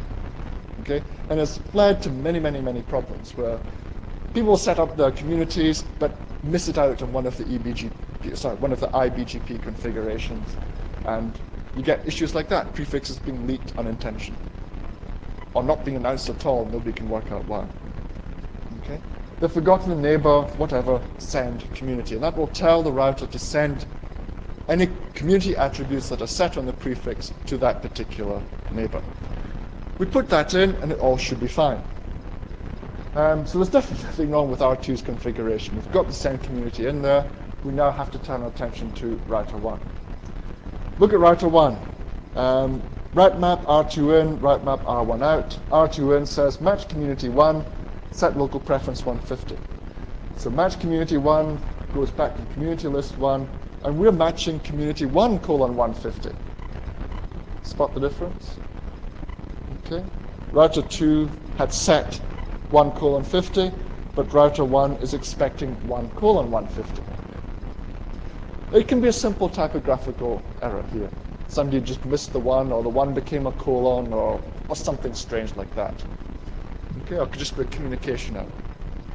Okay, so they're expecting the prefix to be set with 1:150, and that hasn't appeared, or at least that community hasn't appeared. So it's like, well, we've got nothing here, and in the bin. Okay, the prefixes are discarded. Part of the problem is caused by the configuration they've used, because that line there, we do a match in the community. If the prefix matches, we do the set. If the prefix doesn't match, there's no other instruction, so the router will discard everything else. So the ISP with this configuration hasn't built in any troubleshooting aid. They should have put in another line saying a route map R2 in, permit 20, do something else with anything else that we hear, because they put in an automatic filter that discards anything that doesn't match. Okay, so that's basically my description. Community match in R1 expects 1:150, but R2 sending 1:150. Remember how the route maps work. Using route maps to filter, you have to be careful. If there's not a match, then we discard the prefix in absence of anything else. Okay, so we fix the configuration on R2 to set the community to 1:150 and announcements to R1. Fix all that up, and it should all be just fine. Okay, now R1 does show IPBGP neighbor 222 routes. We see network 10, and it's all come fine, originated by AS2. Okay, so that has worked finally. So as I was saying, watch route maps. They can lead to all sorts of problems. Remember to configure all routers to send BGP communities. Now the way I like it is, I'd like to see BGP communities to be sent on all iBGP sessions by default. And actually, I suspect this will probably happen at some stage anyway. Somebody will finally realize that all the ISPs are doing this, so the iOS default may as well be like this too, because it is really a pain. eBGP is probably a different matter. I'm sure you don't want to hear communities by eBGP from one of your customers or upstream, and then just pass those on to your other upstreams or peers or customers. Okay, but certainly for iBGP, I've seen lots of issues caused by, well, people especially sending prefixes with community no export, expecting their upstream ISP to believe the no export, but in fact what happens is their upstream ISP doesn't use communities at all. So the prefix comes in, no export is discarded, and the prefixes are exported. I'm sure some of the leakage on the internet routing tables caused by situations like this. In fact, I know that one of them definitely is, and it's a very big one. But those ISPs concerned don't seem to be able to fix it. So, common community problems. Each router implementation has different defaults for when communities are sent. Some don't send anything at all, like Cisco. Others do iBGP and not for eBGP by default. Others do for both iBGP and eBGP. Watch how your implementation handles these communities. It's best to just send a default for your network. So if you're mixing vendor equipment in your network, set the policies to be the same on every router. So set up your templates. make them all the same, and so at least you're going to get some predictable behavior. There also may be some implicit filtering rules. I mean, obviously there's no export as one implicit filtering rule for communities. There could be others. Each ISP's got different community policies. Never assume that just because BGP community has been around since 1996 or whatever, that everybody's going to use them these days. I still run into many ISPs who go, wow, communities. And I explain them to them, oh, wow, that's amazing. When did that come out? Oh, well, it's been out for about 7 or 8 years now, you know. I mean, and it's, oh, we didn't know. Well, you know, it makes things really simple, trust me. So never assume that other ISPs have them. There's still many big ISPs who don't use communities at all, which is a bit unfortunate because as I talk in my multi-homing presentation, it makes multi-homing harder than it has to be for a lot of people. Also, make simple rules and then try and stick to these simple policy rules. Okay, try not to mix the rules up. As I say, I really like templates. Building everything into templates is a great way to do it, because then you use templates to do your configurations. If you need to make a network change, you change your template and apply it to all the routers that have that template. You don't just go and fiddle with one router and you've got the other 300 that have still got an old configuration. 300 different configurations makes it really hard to troubleshoot. And quite often when I'm asked to go and help ISPs, I start adding in templates all over the network. Okay, you're doing this, right, we're going to set up a template to do this. We're not going to go and change it, but we set up all the templates. And then we can load these into the routers as we troubleshoot and tidy up the network. Right, so we're about halfway through this troubleshooting presentation. We're actually looking at the bit, all the situations you can get missing routes and what can cause those missing routes and how you go about trying to solve some of those issues. So we got as far as covering the route origination and update exchange problems and some of the issues that you can have with filtering. I suppose one thing I should say, I probably don't cover absolutely every situation that you can possibly cover. I'm sort of trying to cover the ones that I come across most of all. As I say, if anybody's got other wonderful presentation ideas that they can add into this, do let me know, because it's not that I need more material, it's just that I'm looking for more interesting things that people might think are useful to share with everybody else. And as I suppose I should add into that, which I add in every time I stand up here and do a tutorial, if anybody would like to present a BGP, whatever tutorial, sharing their experiences, because we keep getting reminded that NANOG is for network operators and not for vendors, it'd be actually quite nice if an operator can come up and stand here and present on how they run BGP in the network, how they've deployed it, how they go about troubleshooting it, and so forth, because I'm sure that would be very interesting. Also, right, so we're now going to look at iBGP mesh problems. So this is, well, again, it's quite a simple one. The symptom is this. Prefixes are seen across the network, but you don't get any connectivity to them. And a lot of the newcomers to routing go, this is really strange. Why is it in my BGP table, but I don't actually get any connectivity to it? And it's partly caused by not understanding what all the entries in the BGP table quite mean. Just because it appears in the table doesn't necessarily mean that the entry is going to be used. Okay, so, right.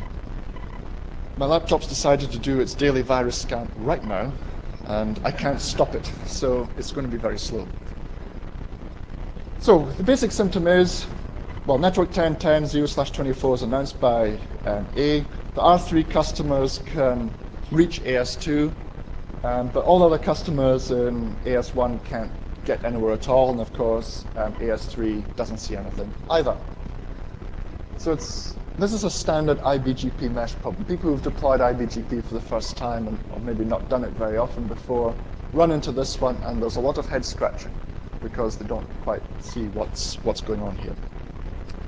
So the symptom is router 3 is all fine, and the typical situation I tend to find is, well, the ISP network operations center is connected to router 3, the rest of the network is distributed somewhere else, and customer phones in and says, I can't get to such and such. And the support response is, well, I can reach it, so it must be your problem. Okay? Which is quite common. But actually it can be something as simple as an iBGP mesh issue. So if you look at router 3, you do a show IP BGP, you see these 4 entries, for example. And I just picked them off the standard routing table and changed addresses to protect the innocent. So network 3, network 4, and we've got network 10.10/24, network 10.20/16. Heard from AS2, and AS2 connects somewhere else as well. So that looks fine on router 3. You go to router 4, show IP BGP, and you see the same entries. It looks all the same to you. And you go, yeah, I mean, that looks fine. But router 4 can't get any connectivity to network 10.10/24, network 10.20/16. And you go looking at this and you think, ah, it's fine. You know, it must be a bug somewhere. Okay? But it's not actually waiting to, or sitting down and studying one thing. Now, I've left the clue in the slide. If you look in the first entry, I've left the status codes in the first one. The status codes, asterisk means it's valid. The arrow sign, greater than, whatever you want to call it, means the best path. I means it's internal. So that's what these first 3 columns here mean. So valid path, and it's learned by IBGP, which is correct.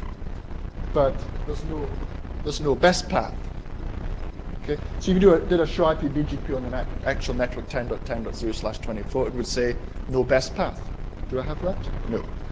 Okay, but it has no best path. So the router doesn't use it because there is no best path. So R3 reports the prefixes learned from AS2, paths are valid and best, but R4 learned from R3 valid and internal, but no best path. And that's the clue. But many people, as I was saying at the start, I do a lot of training as well as a lot of helping with ISPs, sorting the networks out and tidying up and scaling and so forth. And one of the things is when we actually go and deploy IBGP, so to stop redistributing OSPF or ISIs into BGP at the edge of the network, is they deploy IBGP and it still doesn't work. And it's like, well, these are some of the clues. Okay, so we'll look at the BGP table entry. So I did have it. Network 10.10/24, there's your clue. One path available, no best path. Clue. No advertised to any peer. Well, that refers to IBGP, which is fair enough. 2, received and used. Okay. Network 10.10.10, that's our next hop. Inaccessible. Okay. And it's heard from 3.2.1.2, and the router ID is 3.3.3.3. So it's inaccessible. That's the other clue. That means we cannot get to the next hop 10.10.10.10. If it's an inaccessible next hop, if you remember your BGP path selection, RFC 1771, if you can't get to the next hop, we're not even going to start considering the path. We'll look at the routing table entry, 10.10, well, network 10/24, network not in table. The next hop, network not in table. Okay, next hop is inaccessible. We're not going to consider the path. Why is the next hop not accessible? Okay, configuration in router 3 either has no routing information how to reach the 10.10.10.10/30 point-to-point link. This is quite a common one. You need your external point-to-point link carried within your network somehow. And that's what this service provider is doing, because they're just passing the prefixes they learned from outside the network through the IBGP and retaining the external next hop. But they have not carried the external next hop through the network either, which means that router 4 doesn't know how to get to the external next hop, so it says, well, I don't know how to get there, so forget it. Okay? Pointing out that BGP is really a means of passing routing information. Your actual routing protocol to get you to the edge of your network is your IGP, or static routes if you really want to use that, but your IGP. So you need to tell your IGP how to get to your edge of your network. And most of the IBGP mesh problems that I come across are caused by this. People forgetting to transport the external point-to-point link across the internal network. Now, of course, some people don't like doing this, which is understandable. If you've got a large network with multiple edges, you end up with a huge number of point-to-point links running around inside your IGP. And some of us rant about IGP scalability. You know, once you get more than 5,000 prefixes in your IGP, it's all going to start going horribly wrong. Well, not horribly wrong, it's just get slower and slower and slower, and that your network won't converge very quickly. So what some people do is they don't carry the external point-to-point link around. They will rewrite the external point-to-point link to the edge IBGP speaking router. So your edge router that's talking eBGP to your neighbor or to your customer, you change the next hop from the external point-to-point link to the local router, well, router ID, if you like. Okay, so those are the two options. Either carry the routing information for the external point-to-point link, or change the next hop to be the originating router within your network. Okay, so that's the next hop self configuration. That's the second bit that I talked about there. Those are the two causes of that one. Okay, once you've recognized this and you've seen it in your own network, it's automatic. It just gets programmed in, and once you see it, you've experienced it and you've tried to troubleshoot it, you'll know what it actually all is. So there's a solution. Make sure all the next hops are known by the IGP. Stick them to OSPF, ISIS. Use static routes if you really want to. The next hop is also in the IBGP. Make sure the IBGP distance is longer than the IGP distance, otherwise weird things can happen too. Or just don't carry the external next hops in the network. And ISPs with huge numbers of customers or many external peers prefer that path, because trying to carry 10,000 external point-to-point links in your IGP, well, you can do it, but it's a waste of time. You don't need it. Okay, so you just simply set next hop self in the Cisco iOS language, and that makes the external next hop, all these prefixes, the edge router that's used to connect to them. Okay, so you look at the configuration now. We've put in the next hop self on R3. R4 now has the next hop pointing to the R3 router, and they're all best paths and problem solved. Okay, so that's the first missing route. It's not really a missing routes problem, it's more an IBGP problem. But you've got entries in the BGP table that are not in the routing table, and you can't really figure out why at first glance. The second one is the second classic one of deploying an IBGP mesh or scaling an IBGP mesh, or just simply adding routers to an IBGP mesh. Customer complains about patchy internet access. It's a standard support response of, oh, well, it's probably your browser or something. Okay? Move the problem to somebody else. Don't bother me. I've got a network to run. It's where they can access some but not all sites connected to the backbone. It can access some but not all of the internet. I mean, does that sound like a network problem? No, it just sounds like a dodgy customer problem. So same picture. Customers connected to router 1 can see AS3, but he can't see AS2. Also complains about not being able to see sites connected to R5, and there's nobody else is complaining. So you've just got this one awkward customer on R1 who's just moaning all the time. And you're tempted just to say, go away. Okay?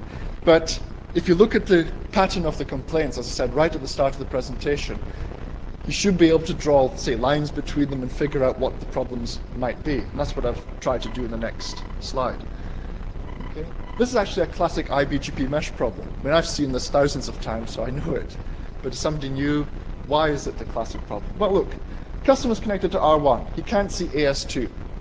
So let's go back. Whoops. I don't know where that's going to sit. Okay, connected to R1, he can't see AS2. So if it's an IBGP problem, it means that router 3 does not have an IBGP session with R1, or is not sending any prefixes from AS2 across to R1. Okay? You can't see R5, which means that R5 is somehow not passing routing information about sites connected to R5. But he can see the rest of the internet, which means that his prefix is being announced to some places, so it's not an IBGP origination problem on his router. So it's something funny happening with the internal mesh. So we look at router 3. Okay, we do show IPBGP, looks all fine. Oh look, the IBGP with R1 is down. Okay, it's been down for 3 days, 10 hours. It's sitting in a state of active, which means it's just cycling around trying to bring the session back up. But it's been down for 3 days and 10 hours. Everything else has been up for 3 days and 16 hours. Everything else looks fine. Okay. Right. So something's broken between R1 and R3. So now we look at the configuration in R1. So one of the things that I talk about in my BGP techniques tutorial is got to use peer groups and your templates and all this thing. Make them all the same, as I said before the break, and then you can just load them into the router when you make any changes, and you know the changes are consistent across the network. So this one's actually been configured properly, which is good. Using a peer group, so all the IBGP configuration is the same. It's applied to every neighbor. He's got the good stuff. He's got the remote AS, update source, send community, and he's got his IBGP prefix filters. Fine. And he's applied it to 2, 4, and 5. Hang about, where's the peering with router 3? Right, it's just the neighbor statement for router 3 is completely missing. Okay. We restore the missing line, and IBGP with router 3 comes back. So there's no way that router 3 is going to know that router 1 has deleted their configuration by accident. It just sits there as an active state. There's nobody replying at the other end. Whereas router 1, well, it's, again, if you've got a huge number of peers, you look at that and you can't see one missing, because it's just a jumble of addresses. Okay, it's not easy to see that one's missing. So you've got to go and sit down and write, okay, which one's this and which one's this, and put in descriptive comments and so forth. Even try and keep the whole configuration of the router properly annotated. Okay, so we put it in. There it is, it comes back. Okay, back for 50 seconds, 8 prefixes received, all is fine. Okay, now, the router 5 peering. See, there's a problem there as well. Prefixes received, 0. So router 3 has heard nothing from router 5. So that means that either router 3 has got a filter that blocks everything it hears from router 5, but giving it to customer R1 that's complaining, maybe R5's not sending any prefixes at all. Have they originated the prefixes properly? Well, you check that. Is there something else in the way? Okay. Are there outbound filters on R5? Is there no filters on R3? We look at the configuration. He's not using peer groups in this router. So this is like the first thing I would say, well, hang about. You're an ISP. If you're going to use peer groups, make them consistent across your backbone. You not have peer groups somewhere here and then standard configuration there and something else over here. It just makes it too hard to manage. So assuming you do that, or we don't have peer groups, notice one thing. Neighbor 3 prefix list eBGP filters out. Prefix list IBGP filters out. Because we've got a prefix list called IBGP filters applied to all the IBGP sessions, I presume we have a prefix filter called eBGP filters on all the eBGP sessions. Here it's a simple typographical error. Now, if the ISP had used a peer group to group all the same configuration together and then applied it to the neighbor, he wouldn't have made the mistake. But it's a simple E being put in instead of an I. It's not even a case of a wrong key in the keyboard because an E and an I are about that far apart. But that's a simple mistake that can happen. Simple typographical error. And if the eBGP filters thing exists, that's fine. If it doesn't exist, you wouldn't have had a problem because the filter doesn't exist, the router would have let everything through. But the fact that it did exist and it filtered something else, it filtered network 20 instead of network 10, it meant that the router heard nothing whatsoever. Router 3 heard nothing whatsoever. So your customer was right. You couldn't connect to anybody on router 5 because it was all being filtered. So it's a simple typographical mistake led to this. Can you use the mic? Sorry. My name is Raman. We had a similar problem where Sprint from Phoenix eventually was blocking certain specific routes. So the way we got around it was Sprint default out to BGP. So I can see the networks in my routing table. So I just put a default out to BGP and Okay. Yeah. I mean, there are many ways to work around, and what I'm trying to show with some of this is trying to avoid the workarounds and trying to actually get to the root of the problem and try and get a lot of these things fixed. Because believe you me, I see inside a lot of ISP networks, and there's so many workarounds that are temporary that seem to be there for a few years. So part of the thing I try and do is get rid of some of the temporary permanent workarounds that are lying around. Okay. But again, okay, this is troubleshooting presentation, but I hark back to the general BGP tutorials of, well, look, if people had used proper scalable tools from the start, it would have lessened the chance of this sort of thing actually happening. Okay, so we fix the prefix list on R5, we check the IBGP again, peering is up, R5 is prefixes, customer is happy, and you go and smack your support person who said go away, change your browser, because it was actually a problem with the network. But I say some of these partly in jest, but I mean I've heard this happen more than once, so it's trying to have a look at in the network to see what some of the issues are is actually worth it if somebody's actually complaining. So that's a tip. Again, another typical thing that can go wrong with IBGP. Individual IBGP sessions vanish for whatever reason. So watch the IBGP full mesh, try and use templates, peer groups, things like that for efficiency. But I mean, it's actually much better to avoid making policy errors.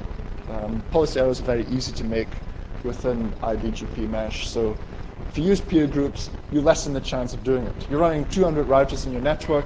If you change your internal policy, you've got to run around 200 routers changing it. Whereas if you change your peer group, you're changing it in one place on your configuration server, and you're just loading this configuration across your network. And actually, I prefer route reflectors. I think there was some mailing list somewhere, whether it was NANOG or one of the other NOGs, that said, well, is there actually much point doing the IBGP full mesh anymore these days? I mean, it's a question I come into every year, helping with places like AFNOG and the SANOG workshops. Should we bother teach the full IBGP mesh? Because we saw people, well, this is IBGP mesh. But once you got to 10 or 15 routers, there's no point. And all your ISPs are going to be running big networks anyway, so you want to use route reflectors. So it's like, well, and anyway, it's not hard to migrate, but I've set up a few ISPs with 5 routers starting with route reflectors, and they're now like 20, 30, 50 routers, and they're quite happy, no problem. So it's an interesting one, this. And of course, people make problems with route reflectors as well, as I covered before the break. So anyway, with the route reflectors, avoid accidentally missing peers, especially if the mesh grows in size. And of course, I've mentioned cluster ID and router IDs before. And also, watch the next hops. Make sure you either transport them around your network or set the next hop to the edge router that connects to the outside. Okay, inconsistent route selection. The two common problems, there's inconsistency and there's appearance of an incorrect decision. The router made a mistake, honest. Well, routers are just computers really, and computers are only as good as what's programmed into them. So, RFC 1771 defines the decision algorithm within BGP. RFC 1771, as I said, is basically out of date. The update has been worked on for quite a lot recently. And every vendor has tweaked the algorithm, as they do. Mostly because operators come to them and say, oh, well, we need this, and can you put in a knob to do that? So the standard algorithm is there with 101 knobs to do what people particularly want. And some of the standards in the RFC don't actually make much sense in the real network either. So what can actually happen? Route selection problems can occur from oversights in the RFC, because RFC basically came not long after the first implementation. But it's come way before any implementation experience. And we've got extensive experience of running BGP on the internet, but that has not been reflected in this ancient RFC yet. It will be in the new one whenever that appears, but not so far. So, first one, RFC says that the MED is not always compared, or at least it's not defined how the MED is compared. And as a result, the ordering of the paths can affect the decision process, because basically it's first in, first comparison is how it's been done, because the RFC didn't say, well, if you've got 4 paths, there's no ordering system you should use but how the MEDs are compared. We just take the age of the path.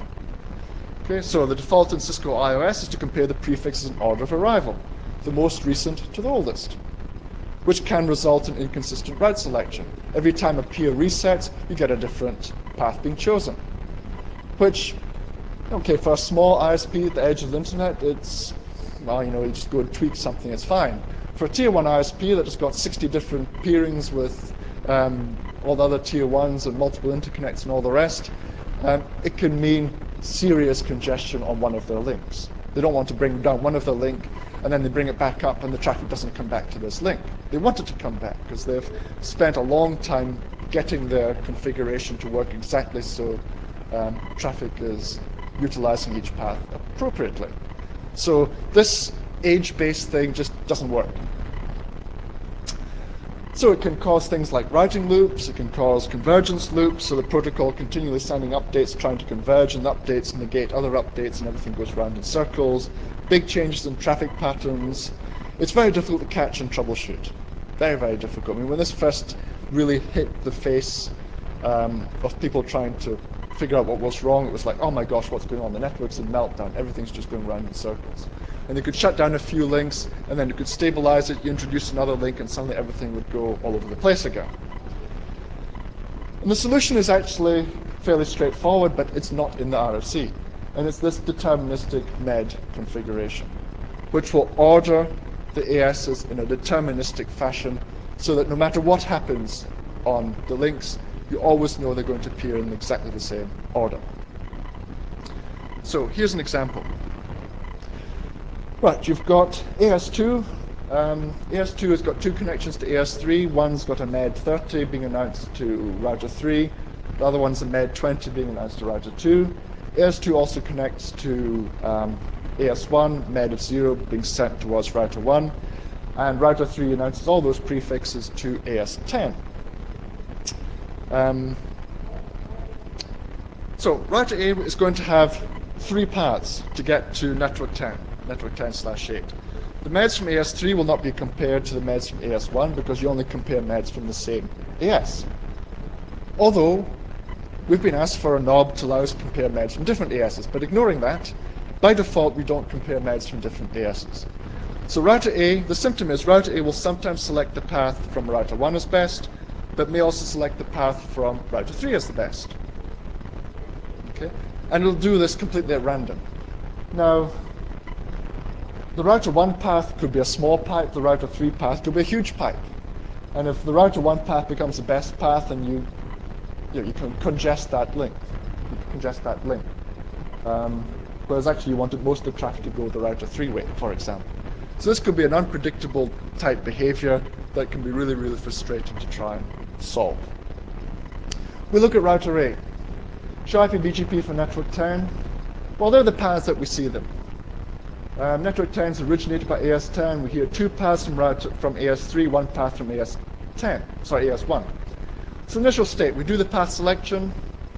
Path 1 beats path 2 because path 1 has got a lower MED. Lowest MED wins, so MED 20 is lower than MED 30. So then path 1, which is the winner, is compared with path 3. Well, we can't compare MEDs because there's different ASs. So path 3 will beat path 1 simply by router ID. Router ID is 111, whereas router ID for path 1 is 2222, lower router ID. So third path is the best path, so we go out through AS1 into AS10.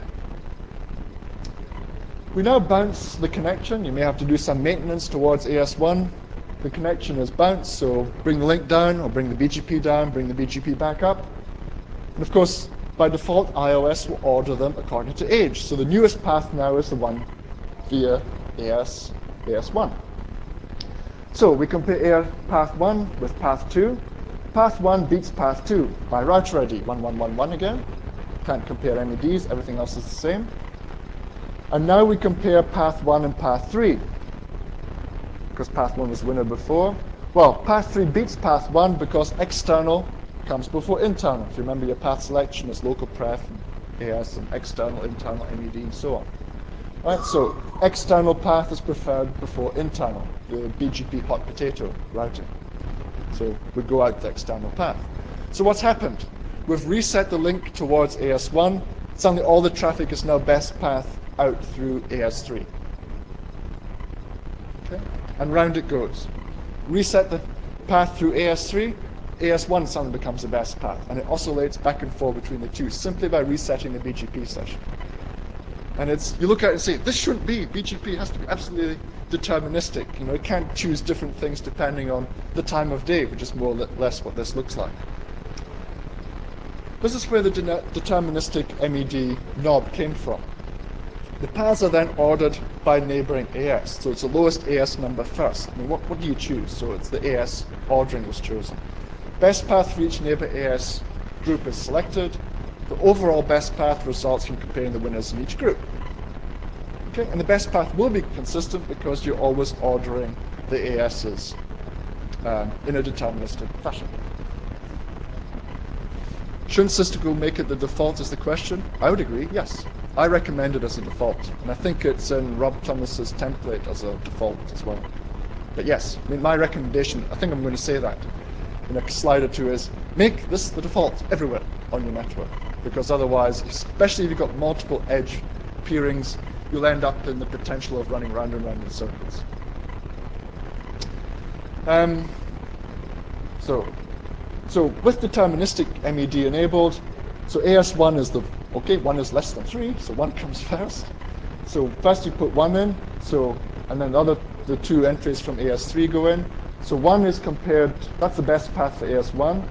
Path 2 beats path 3, because that's the lowest MED. And then we compare first one with the winner of the second one. Path 1 beats path 2, lower router ID, and you can get this every time. You can reset any of the BGP sessions, you will get the same order, and the comparison will be the same each time.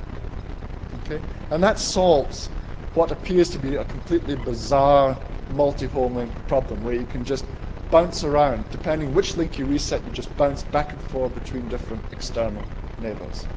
So to just avoid any of these problems whatsoever, the deterministic MED thing will solve that problem. I don't know how it works in other vendors' platforms because I haven't had a time to have a look, but I imagine if they had the same interpretation of the original RFC 1771, there would be the same issue, because it doesn't actually say what you're meant to do in this situation.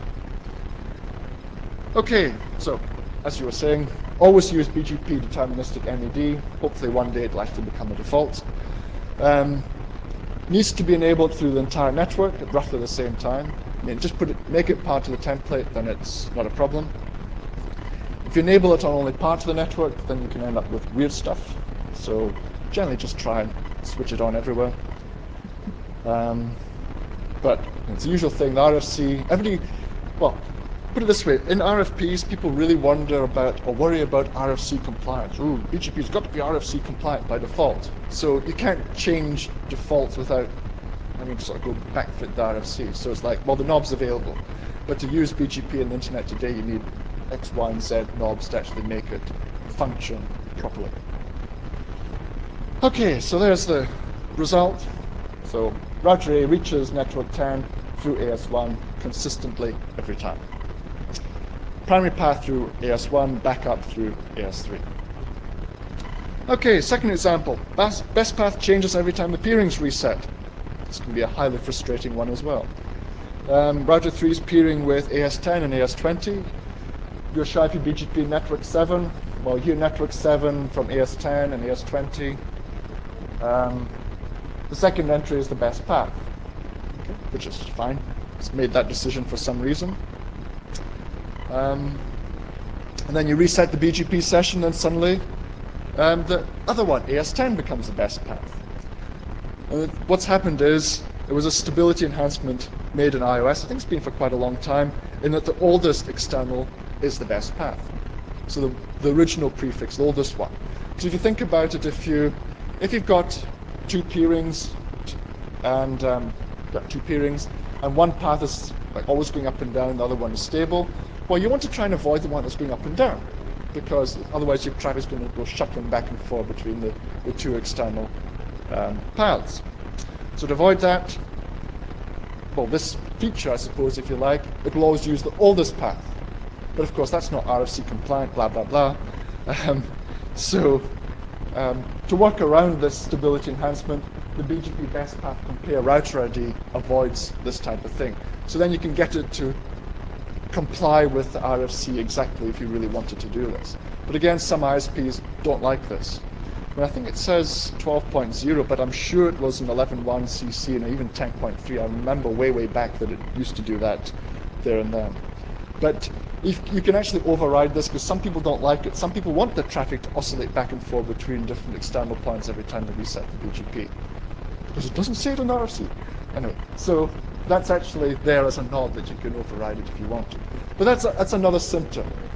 Okay, it doesn't do the best path selection you quite expect, because if you look at this, and that one's fine. But if you look at this one, you look at it and you say, well, hang about, should be going by router ID. Router ID is 1111. That should be the best path.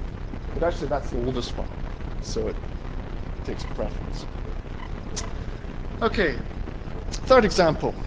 Path 1 has a higher local preference, but path 2 appears better. Path 1, heard from 111, origin IGP, local pref 120, it's valid internal. The second one, valid external, but that's the best path. But when you've done all your BGP path selection, you know that local pref wins over everything. Local pref 120 beats local pref 100. But what's happening here? Okay, this looks wrong, right? It's made a mistake. But it's just another nasty Cisco IOSism that catches all the people who have never really played with Cisco IOS before, and it's this synchronization feature, which is still lingering around there as a default, which nobody's really used since 1994, but apparently there's still networks that use it. But it catches everybody out in the ISP community. And most people, it's like, I think it's the number one asked question at least. Why does my BGP not work? Because the synchronization is still left on by default. Okay? For the internet, synchronization must be switched off. You do not want to synchronize your BGP table with your internal routing table, because you're not redistributing BGP prefixes into OSPF or ISRs and then not redistribute them back out at the edge of the network. We're all using iBGPs at transport. We've done that probably for the last 10 years. Okay, so this is the third one. So the router actually made the right choice because the path was not actually synchronized. And there's a fix gone in a long time ago that doesn't make this quite as nasty as it used to be. But synchronization, unfortunately, is still there as a default configuration. So, inconsistent path selection, I mean, there are more examples of this, some more esoteric ones, but I've given some of the simpler ones that frustrate. So, RFC 1771 isn't perfect. Well, we know that, which is why IDR has been working for years on the draft. And one of these, funny, every time I stand up here and say, yeah, it's just about to become an RFC, and then another iteration appears. So I think it's iteration 27 or whatever it is now. It's like, Yakov, just publish the thing, publish it. So vendors and ISPs have been working to put in stability enhancements. I mean, we get a lot of feedback from the ISPs, and the vendors pretty much put everything in as it's asked for, which is fine. But some of these stability enhancements can lead to in-string problems. Some defaults linger longer than they ought to. I'm surprised nobody's actually come from my employer and zapped me for complaining about all these defaults that linger, because they really are extremely unhelpful. I was saying this in '97, so I'm still saying it now. That's right, exactly. Because it'll break all these other networks that don't understand it and rely on them. Hi. Anyway, so we move on to loops and convergence issues.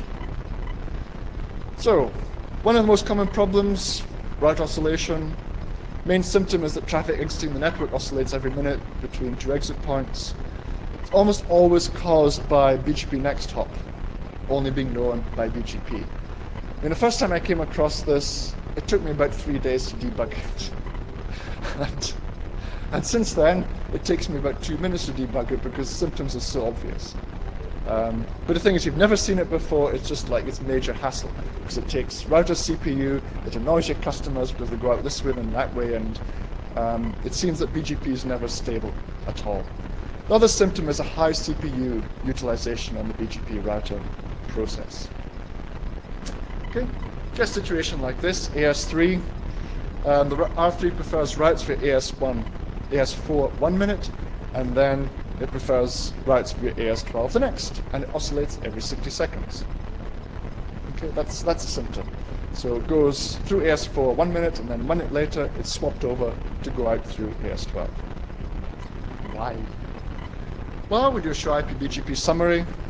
Doesn't really tell us anything useful here. No, nothing really useful there. Okay, the things you've got to watch for are table version numbers incrementing quickly, number of network paths or external internal routes changing quickly. And there's nothing really, looking at that one barely, there's nothing really that shows anything unusual yet. So what we're going to try and do is pick a route that changes a lot.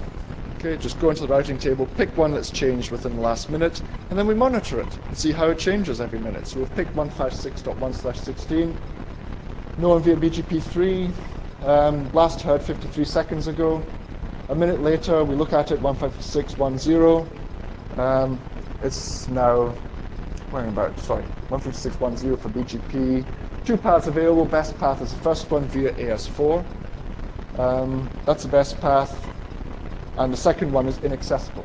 So 142.168.10.2 is next down the next hop. That is inaccessible. So that should be a first clue. Something inaccessible. So something wrong. Why is that inaccessible? We then wait for 60 seconds. There's this feature called the BGP scanner that runs every 60 seconds just to validate the reachability of all the next hops. Because part of the BGP path decision process is we're not going to pick a path if we can't get to the next hop. So we need to check that all the next hops are valid. So that's what the scanner does. So we do a show IP route of 156.1/16. And we notice, woo, the next hops change, 142.108.10.2. And show IP BGP 156.100. Oh look, the best path is now moved to the AS12 path, and 142.108.10.2 is changed from being inaccessible. And so the cycle repeats, and it goes on and on and on and on. And if you have a full routing table, this chews up most of your routing. Okay? So take a closer look at the next hop. If you do a show IP route in the next hop, routing entry 142.108/16 is known via BGP. And that is the key, because certainly at this stage, BGP next hop can only be known by another routing protocol and not by BGP. Now, I suspect this is probably more a Cisco issue than anybody else's issue, because maybe other people do allow this. But certainly, until, well, I don't know if this is being changed or not, but certainly at the moment, you can't have your next hop in BGP. It has to be known in another routing protocol as well. That's the important thing. Okay? So, do a show IP BGP for 142.108.10.2, and that's known as part of the aggregate 142.108.00/16. Okay, that's heard by BGP. So this is kind of okay in that that's a valid path in the routing table. Okay, we've got a route for 142.108.10.2. But then the next hop's known via BGP, so when the scanner runs, it will say, whoa, hang about, we're not allowed to have BGP next hops in BGP. So this one's not valid, so we take it out. So what's the other one that will work? Oh, okay, the one that will work is actually the next hop that goes via 1111. So we put that one in as the valid path, and we take the other one out. Okay? Okay. So, route to the next hop's now valid, scanner will detect this. Of course, now the scanner says, oh, 142.108, that's a valid next hop because it's in the routing table, it's in the BGP table, because BGP said it's good. So it says, oh, I can put this next hop back in again. So it puts it back in. And that's the cycle you see. It just goes round and round and round doing that. It's basically a race condition. And the ways I suppose this race condition could be tidied up, and I think that's being worked on. But this catches a lot of people out, especially those who haven't been careful about putting the external next hops into IBGP. You solve a lot of this by using next hop south, or the things I covered earlier, or as a next hop south, or putting the external point-to-point link in the IGP. But if you forget it, one of the side effects, or one of the results of missing it out is this race condition, which can be really, really frustrating to try and decipher. Okay? So, R3 will naturally prefer the routes from AS12. The R3 does not have an IGP route to the 142.108.10.2, which is the next hop. We learn 142.108.16 via AS4, so that 142.108.10.2 becomes reachable, and that's how the cycle goes round. Okay, etc. I've described all that. The solution, make sure all BGP next hops are known by the IGP. Have we seen this slide before? Yes, because I just basically lifted this slide up for the much earlier one. So it's another reason to be really, really pedantic about your external connectivity from your network. Either use next hop self, or make sure your external point-to-point links are carried around in your IGP. I suspect the former is more useful than the latter, because the latter only scales so far until you run out of space in your IGP. Okay, so that's a simple solution to the problem. So say once you recognize this, and you see this oscillation, you think, ah, yes, IGP next hop missing somewhere. Okay, and you just go and put it all back in. But when you try and debug this the first time, it's like, man, it just goes on and on. First time I saw it, I think it was at least 3 days until it suddenly clicked what was going on. Okay, And then you get no more oscillation. We use the next hop self on router 2 for the point-to-point link to AS12, and that fixes the issue. Okay, so symptoms of this: high CPU utilization in the BGP process. That's usually the sign of a convergence problem. Got high CPU because of BGP, and it's not because you've got 500 peers all sending you the full routing table, then it's probably something like this. Find a prefix that changes every minute. Don't just try and work with the whole routing table. It's too much information. You end up with not being able to see the wood for the trees. Try and pick on one prefix and then troubleshoot that particular prefix. Got a BGP routing loop? First check for IGP routing loops. Okay. So the BGP routing loop's normally caused by not following the physical topology in the route reflector environment. Have lots of fun with route reflectors where you've got huge network and 2 routers as route reflectors, both sitting in the same location trying to feed 500 or 600 routers across a huge geographical distance. That's not how route reflectors were intended to be deployed. They're meant to be replacements for within the point of presence, not really much further than that. But some networks, especially those in the part of the world that I travel around, seem to think, route reflectors, yes, we only need 2 of these. And they feed 500 other routers from this. Then they wonder why the networks all break. So again, a network design tip: make sure the route reflector client to route reflector peering actually follows a physical link, whether it's Ethernet or point-to-point. I haven't covered it in these slides, but you can get multipath issues within confederations. Lack of a full IBGP mesh can give you all sorts of problems as well. So other tips: try and get following from each route in the path. Get the routing table entry, the BGP table entry, because they are different. Okay, just because it's in the BGP table doesn't mean it's in the routing table, and vice versa. And try and get the route to the next hop as well, because the route to the next hop is actually the important one. It's where things are going to be sent. Okay, convergence problems. Route reflector with 250 route reflector clients. I mean, I suppose, 10 years ago this was a big deal. Nowadays it shouldn't be a big deal. This example was still when the routing table was 100,000 prefixes. Well, today it's 155, so things are a bit bigger. But the symptom you see on here is BGP will not converge. Now, suppose if it was a weedy old router with a Motorola processor, then, well, yes, you could probably expect it because it doesn't have enough cycles to handle this. But these days, with all the RISC processors being used, this should be relatively simple. So you look at the BGP summary, we see things like this. You see lots of closing state, connect states, peering up and down, output queues, big output queues, maybe even some big input queues and so forth.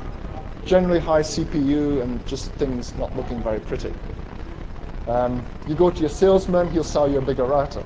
You go to engineers, they'll actually try and point out, well, it's just a little configuration issue you need to sort out here. Thing to do is check the logs. Have a look and see what's going wrong. Look in the logs, you see BGP adjacency changes, notifications sent, hold time expired, all these things happening, hold times expired. The CPU or the BGP process is basically not getting all the notifications from the neighbor. Right? You get these notification messages sent every 60 seconds. Miss 3 of those, the BGP session's torn down. Okay, and that's what's happening. So we've got to try and find out why this is happening. So we're either missing hellos or our peers are not sending them. So we look at the infrastructure. That's where to go. We check for input drops on the inbound interface. So example, we'll look at this gigabit Ethernet interface and look for input drops. Input queue is not very much, well, just 75 spots, but there's nothing in the queue. But we see 72,000 drops. This is not good because we've thrown things away, and the chances are we've thrown away BGP keep alive messages. Throw away BGP keep alive messages, then we increase the chance of having the BGP session fall over. Okay. Look back, how many peers did we have? 250 peers. But we only have 75 spots on the input queue. That's what that means. We've got 40 spots in the output queue, 75 spots in the input queue, which means we can handle 75 things directed at the router at once. So if 250 peers all decide to send an update at the same time, we can only handle 75 of them. So the other 175 vanish, get thrown away. These are our drops. So what we do is we have to increase the size of the input queue so the router can handle these. So make it 2,000. Again, this is not sure if this is part of Rob's template, but it's certainly one of my recommendations. If you've got a lot of BGP peers in a router, just push the input queue up. 2,000 is fine. And why is default so low, I don't know, but I suppose back in the 90s it didn't really matter, but these days it's a big issue.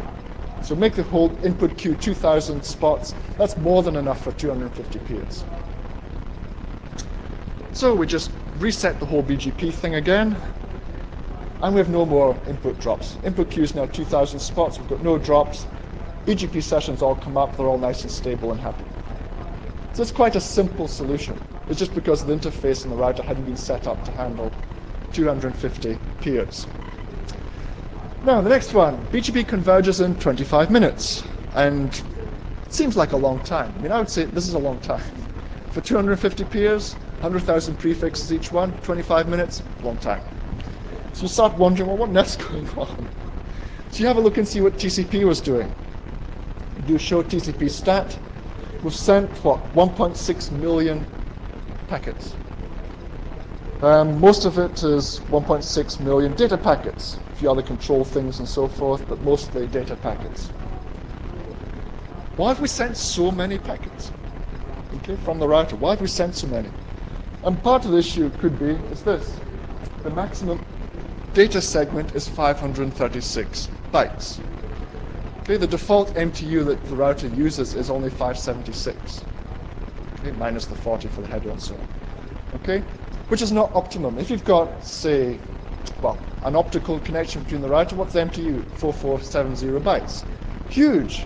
And so if you're trying to send packets with 573 bytes of them, that's a waste of the connection. Okay?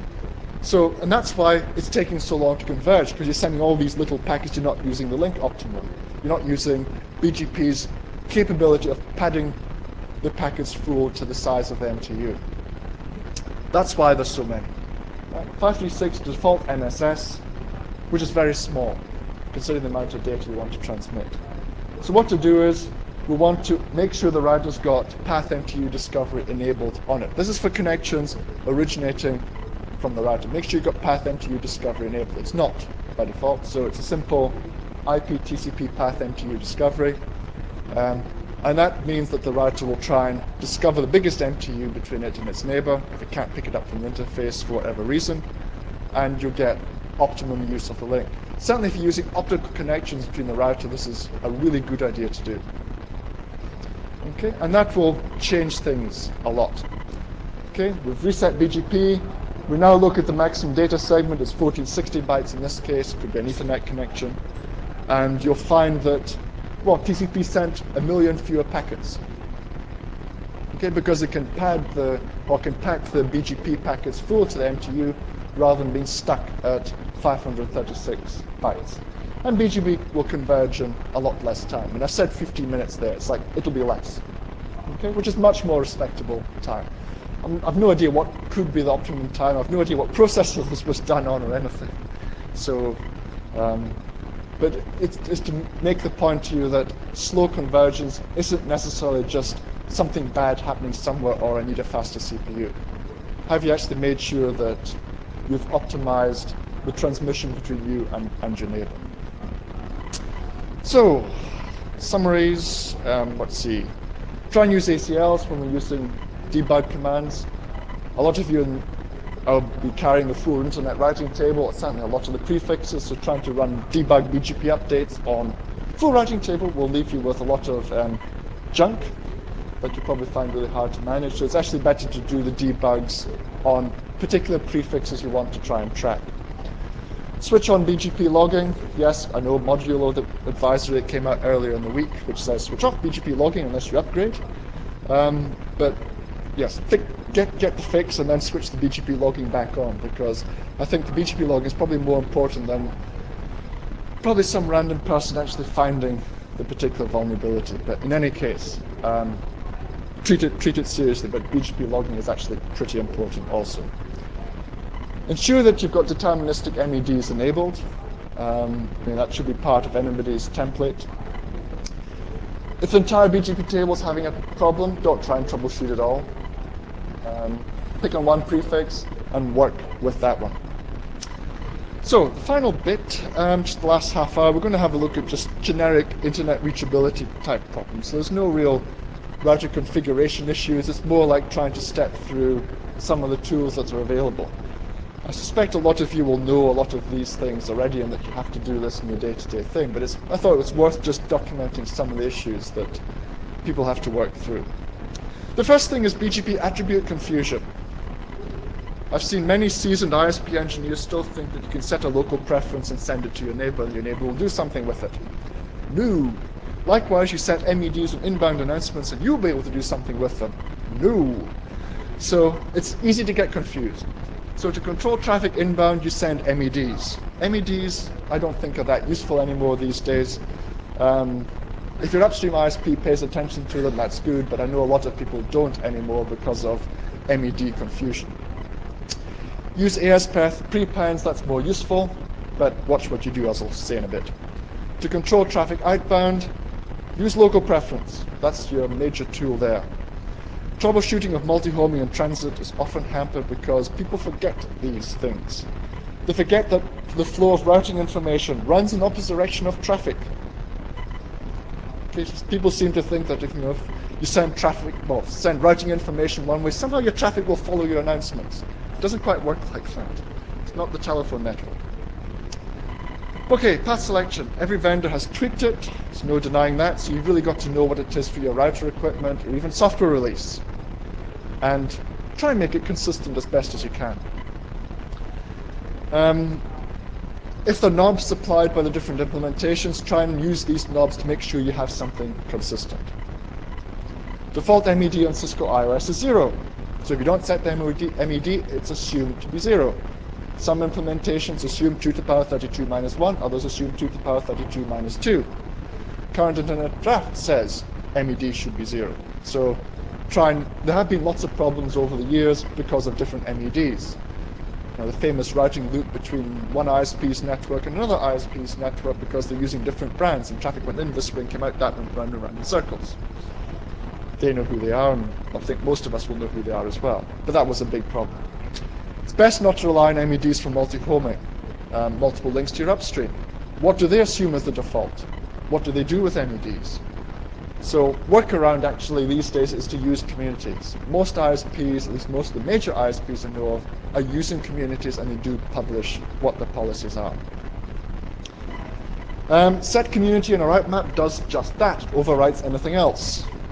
You need to use the additive keyword to add communities to any existing ones. Use the internet format. In other words, AS number : number rather than 32-bit integers. Humans can't do 32-bit integers very well, whereas AS number : 16-bit number is easier to handle. I say that and people think, well, does anybody still do this? And the answer is, oh yes they do. I find it amazing. I still see so many who are using the 32-bit community. The thing is, when you look at a 32-bit integer and compare it with another 32-bit integer, it looks the same, unless they're really wildly different. It's hard to spot one number being different, and it just gives you a bigger chance of making a mistake. What else? Cisco iOS never sends communities by default. Some implementations send it for iBGP, some send it for both iBGP and eBGP.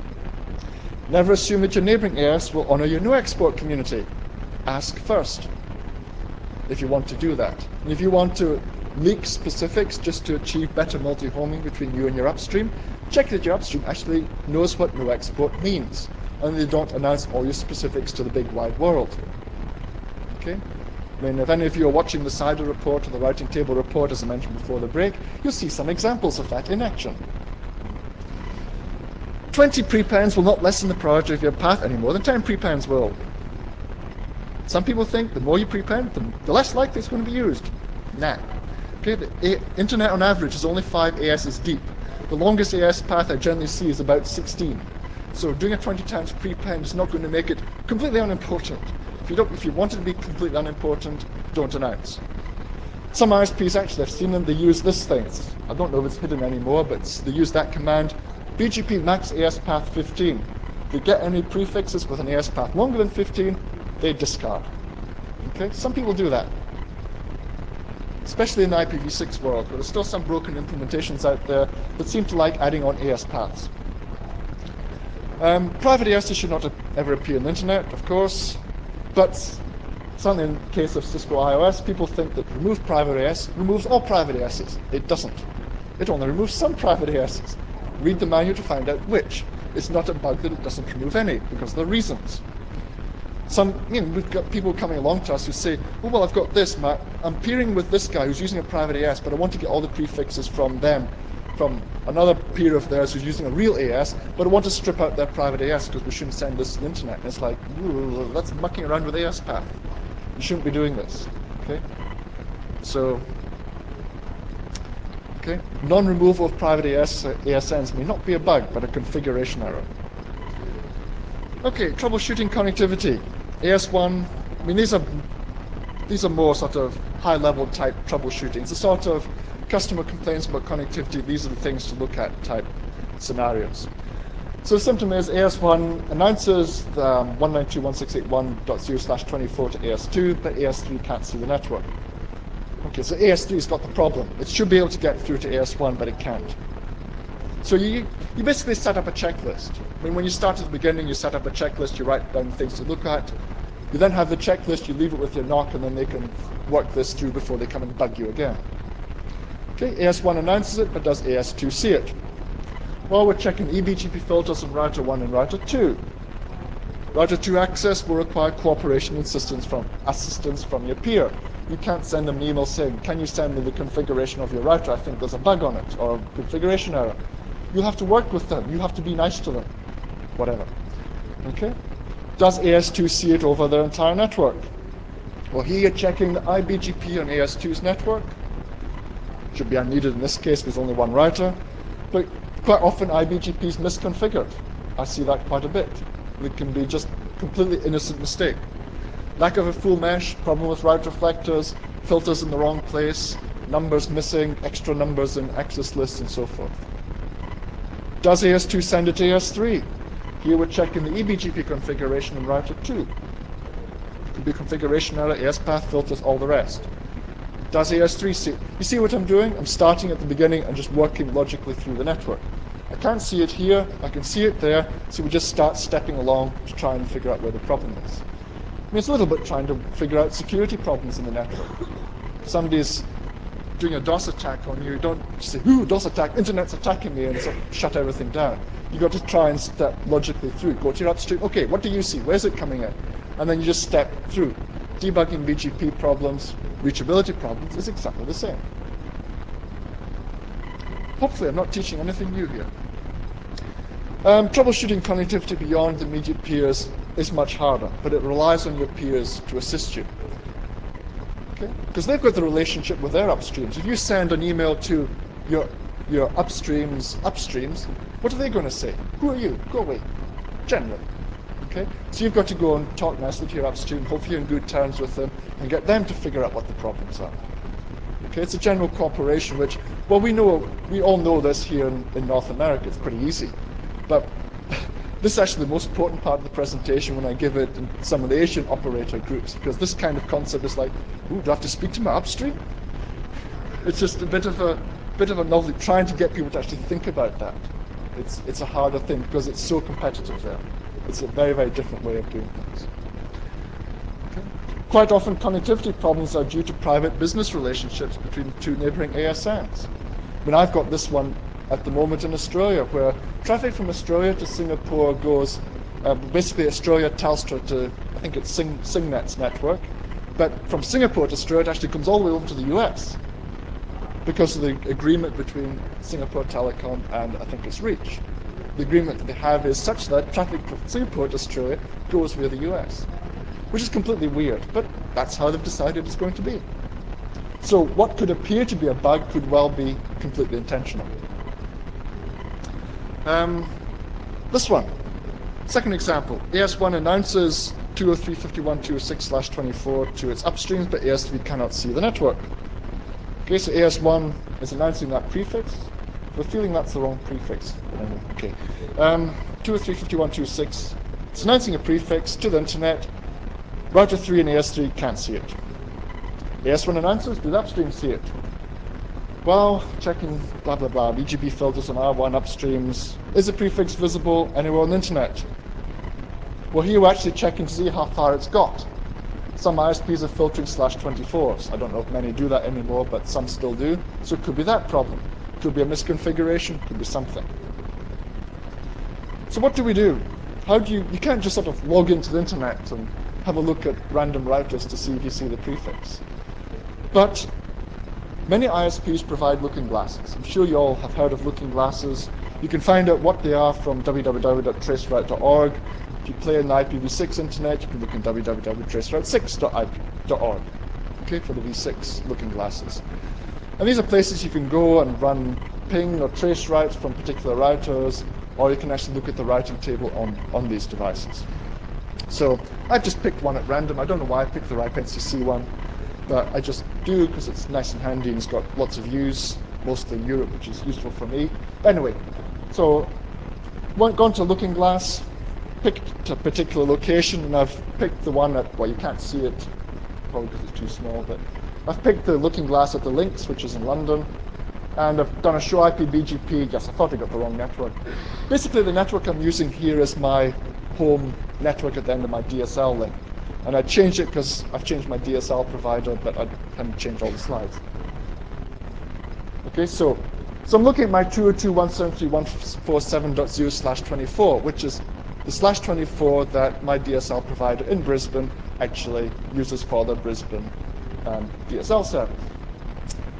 Okay, and it's part of their address block, the /21 address block that they've got from APNIC.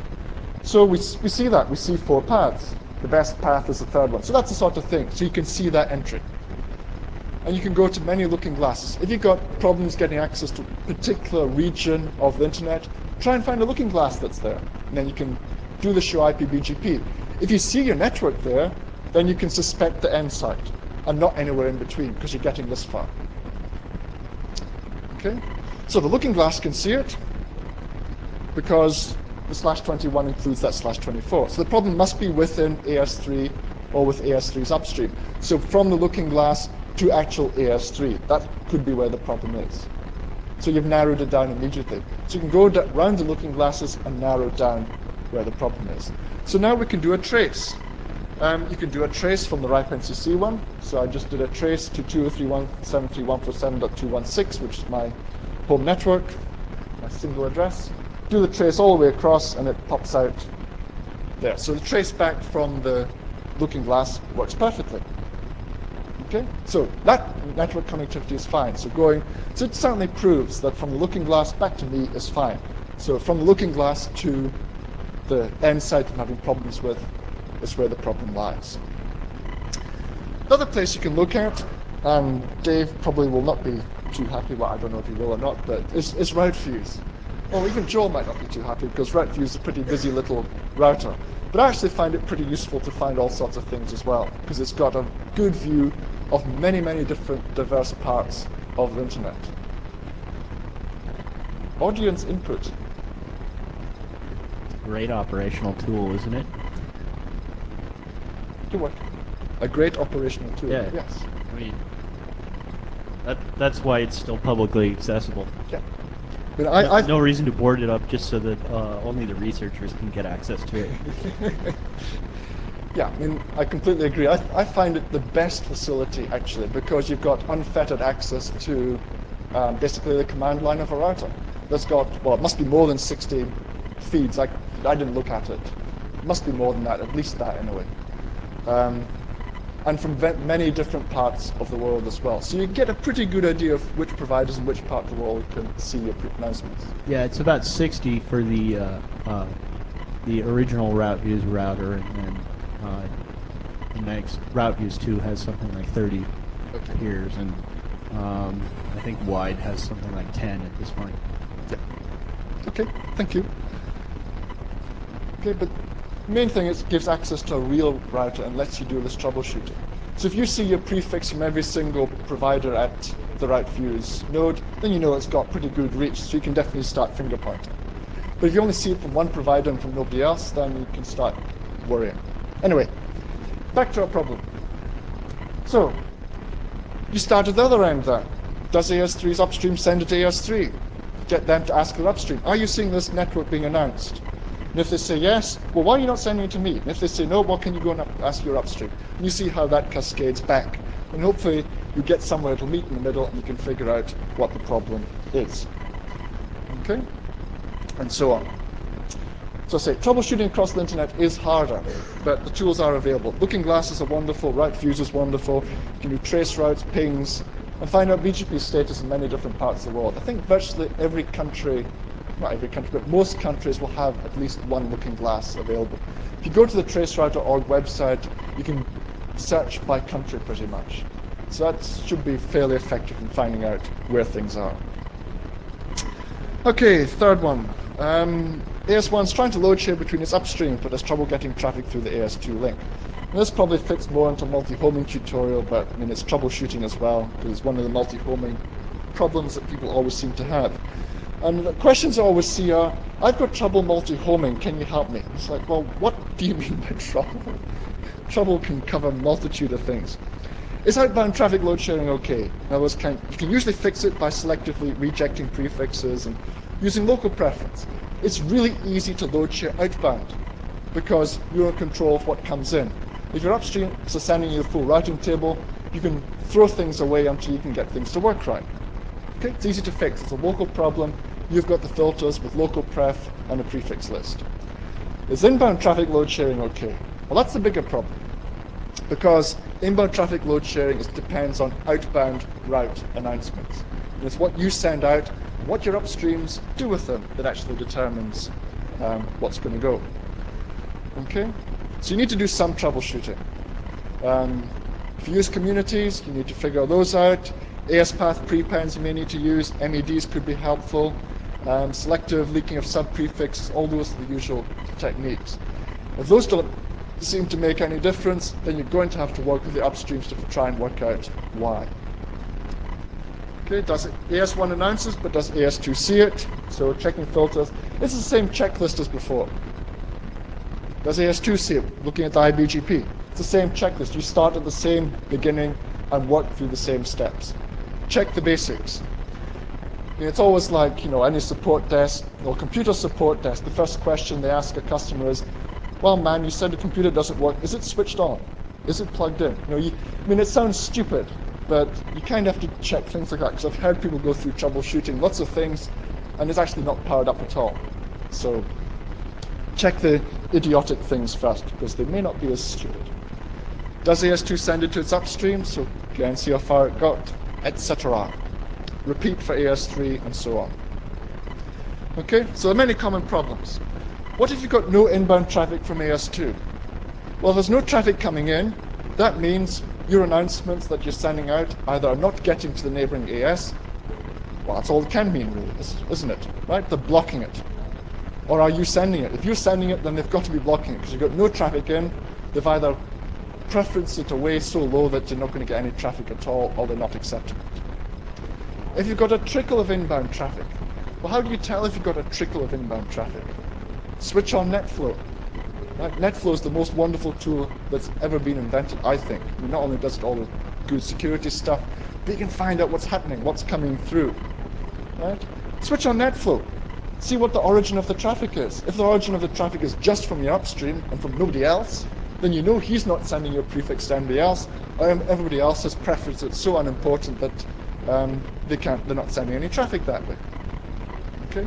Just because you send prefixes to your neighbor and you make them very specific so those paths are preferred, doesn't mean that your neighbor's going to treat those prefixes the same way.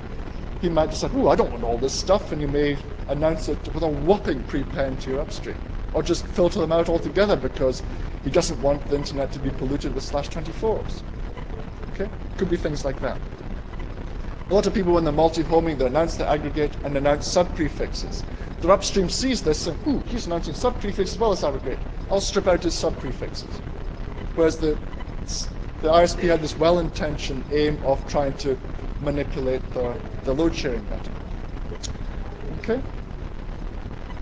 If there's a light flow of traffic from AS2 but 50% less than from AS3, have a look at the looking glass. See what your upstreams are doing to the prefixes. If they're sticking on prepends or changing priorities, or maybe they're using communities to change preferences or get their upstream to do something. Who knows? But you might get a clue from the looking glass. You will definitely get a clue from NetFlow, because NetFlow will tell you what traffic is coming in. You know the origin IP addresses, you know who's originating those addresses, so you can figure out where your packets are going to. It's a nice sort of working backwards. AS1 load sharing is between its upstreams, but the traffic load swings randomly between AS2 and AS3. Now, assuming it's none of the problems I've covered earlier, in other words, they don't have the BGP oscillation problem, or they've forgotten to use the deterministic MED and so forth. Assuming it's none of that. Okay, assume AS1's done everything in the tutorial so far. Looking glass looks fine, life is wonderful, apart from those annoying traffic swings every hour or so.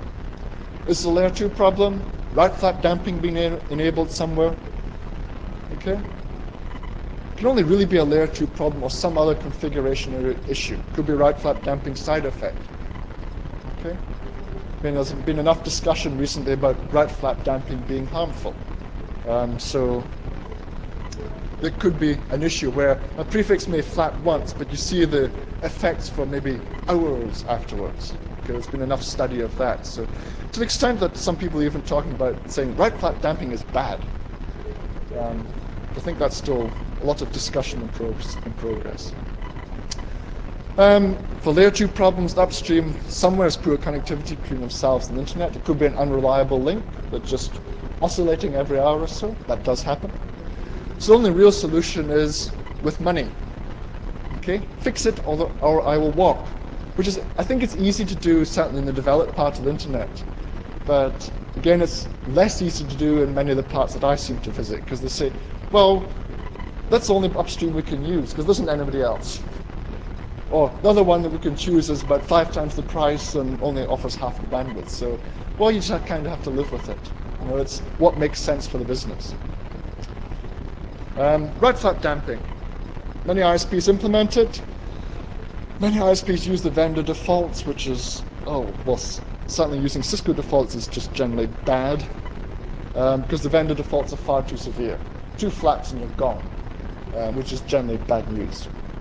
There was a group of us worked in one of the RIPE working groups in Europe, and the latest incarnation of the document was RIPE 229, which we got about 3 years ago or 4 years ago we did that. But since then there's been a lot of study about the effects of flap damping, and there's certainly a lot of opinion that even the RIPE 229, which we called lenient at the time, even those are considered to be far too severe. And as I said before, there's been some discussion saying that, do we really need flap damping anymore? I mean, flap damping was introduced in the days when people connected ISDN customers and redistributed static routes into BGP. So every time the ISDN customer connected, the prefix appeared in BGP. And we'll be seeing hundreds of prefix changes every minute caused by ISPs who did that. Well, these ISPs don't exist anymore. People don't do that sort of thing anymore. So the churning in the internet is more just infrastructure changes and so forth. So there's a lot of question, is flap damping really necessary? So that's one of the papers. It's pretty, it's been a while now. It's fairly old, but I certainly know that Randy Bush and some of his friends are doing a lot of research work on this type of thing. So Randy's certainly giving an update on this, I believe, at the upcoming Apricot in Japan in a few weeks' time. So we'll see again what the view there is. But I'm kind of thinking, well, it's about time that we should be waking up the right working group, looking at the right flapping, and maybe just getting rid of RIPE 229 altogether and saying, no, just like recommendation is to switch the whole thing up.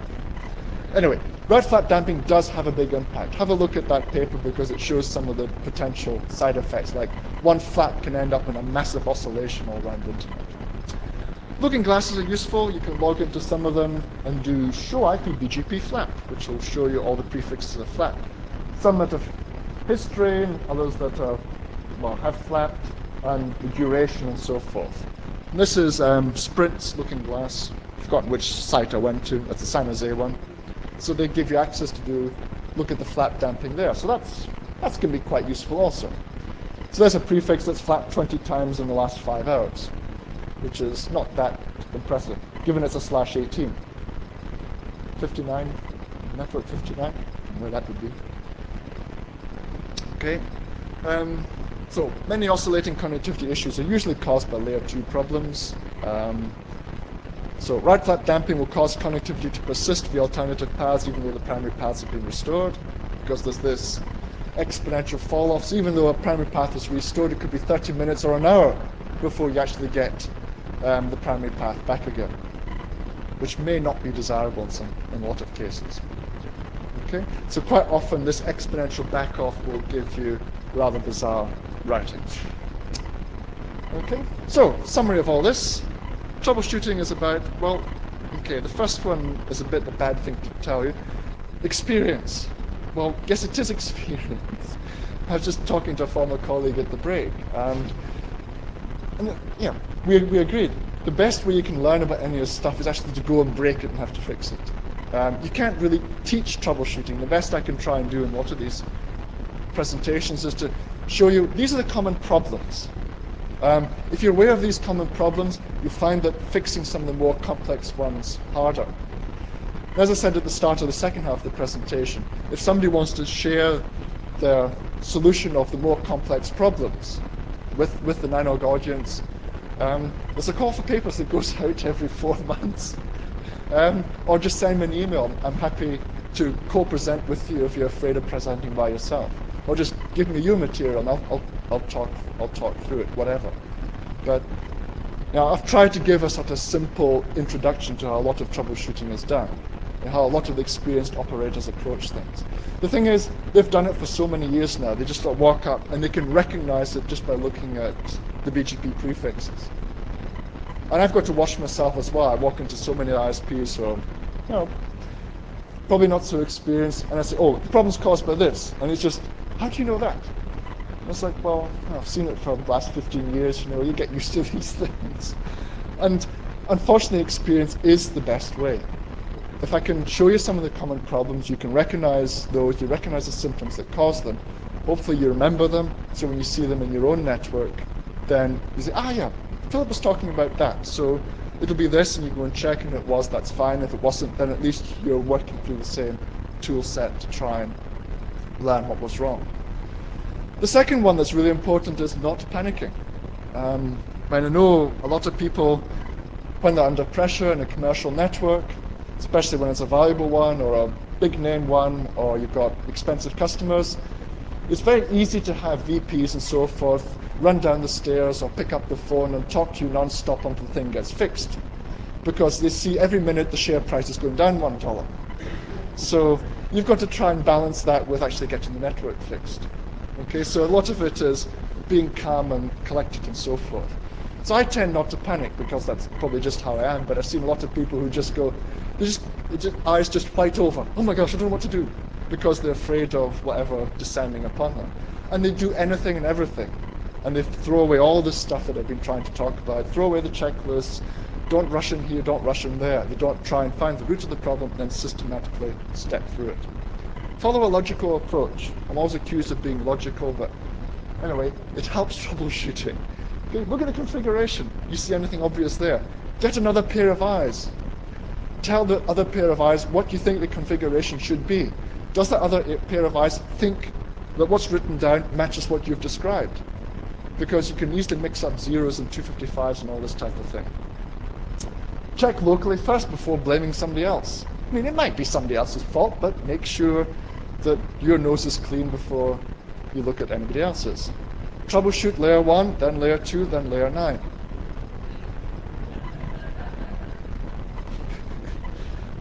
That doesn't mean to say tell layer 9 to go away, but I mean you have to think of like customers and the salespeople and the board and all the rest, or the shareholders. You have to bear that in mind.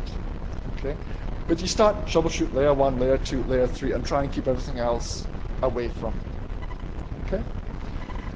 Use the tools, so get to know the tools on the router. The routers tend to have a lot of good debugging tools on them, whichever vendor provides them. Internet looking glasses are wonderful, the route views is wonderful. Don't be afraid to ask colleagues. I would say, well, should I say, use the NANOG mailing list. It'd be nice to get operational content on the list. I mean, don't be afraid to ask on the list. I mean, look, if it's basic stuff, then there are other lists. There's the ISP BGP list you could ask on.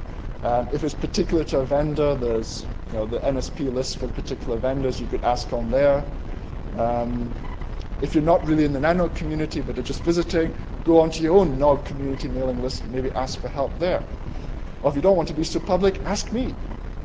If I don't know, I'll find somebody else who does. So that's the type of thing. Don't be afraid to ask colleagues, because you'll learn a lot by asking other people what could be wrong. As I say, public mailing lists. But I mean, you have to be careful with using a public mailing list, because you get people who've been there for a long, long time who say, oh, that's 101, you shouldn't be asking this sort of thing here. And it's like, well, what should be right for any public mailing list? So use due judgment, but again, don't be afraid to ask. Okay, the only thing I want to say is the final one. Feedback is really welcome. Input is even more welcome. If anybody wants to talk about their operational troubleshooting skills, techniques, what they do, or even a group if you want to do it, we can make this the next NANOG. Yeah, you can come to Seattle, we can sit at that table, and we can give 15-minute presentations on how you do troubleshooting within your own network.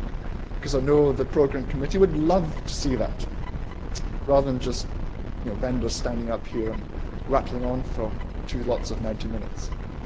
Okay, so that was it. As I say, the presentation slides are there. They're also on the NANOG website if you want them as well. Hope you enjoyed that. That's all I've got to say for this afternoon. So if you've got any questions, feel free to ask now or afterwards. I'm shooting off tomorrow afternoon, unfortunately, because I've got to be at the South Asia Network Operators meeting by Friday. And including the dateline, it's a fair bit of traveling to do. So I won't be at NANOG as long as I usually am. But see, don't be afraid to send me email. Question? Well, more a comment. I guess it's on. Yeah, it's working. Okay.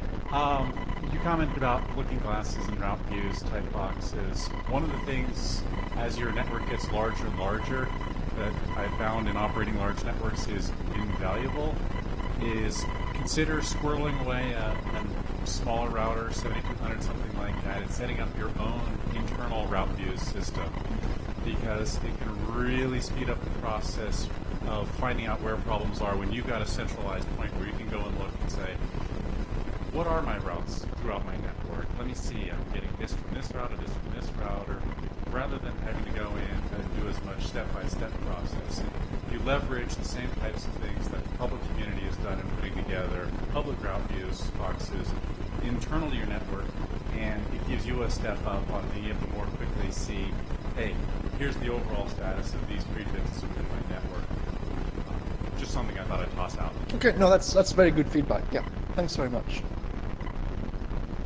Okay, the end. Thank you.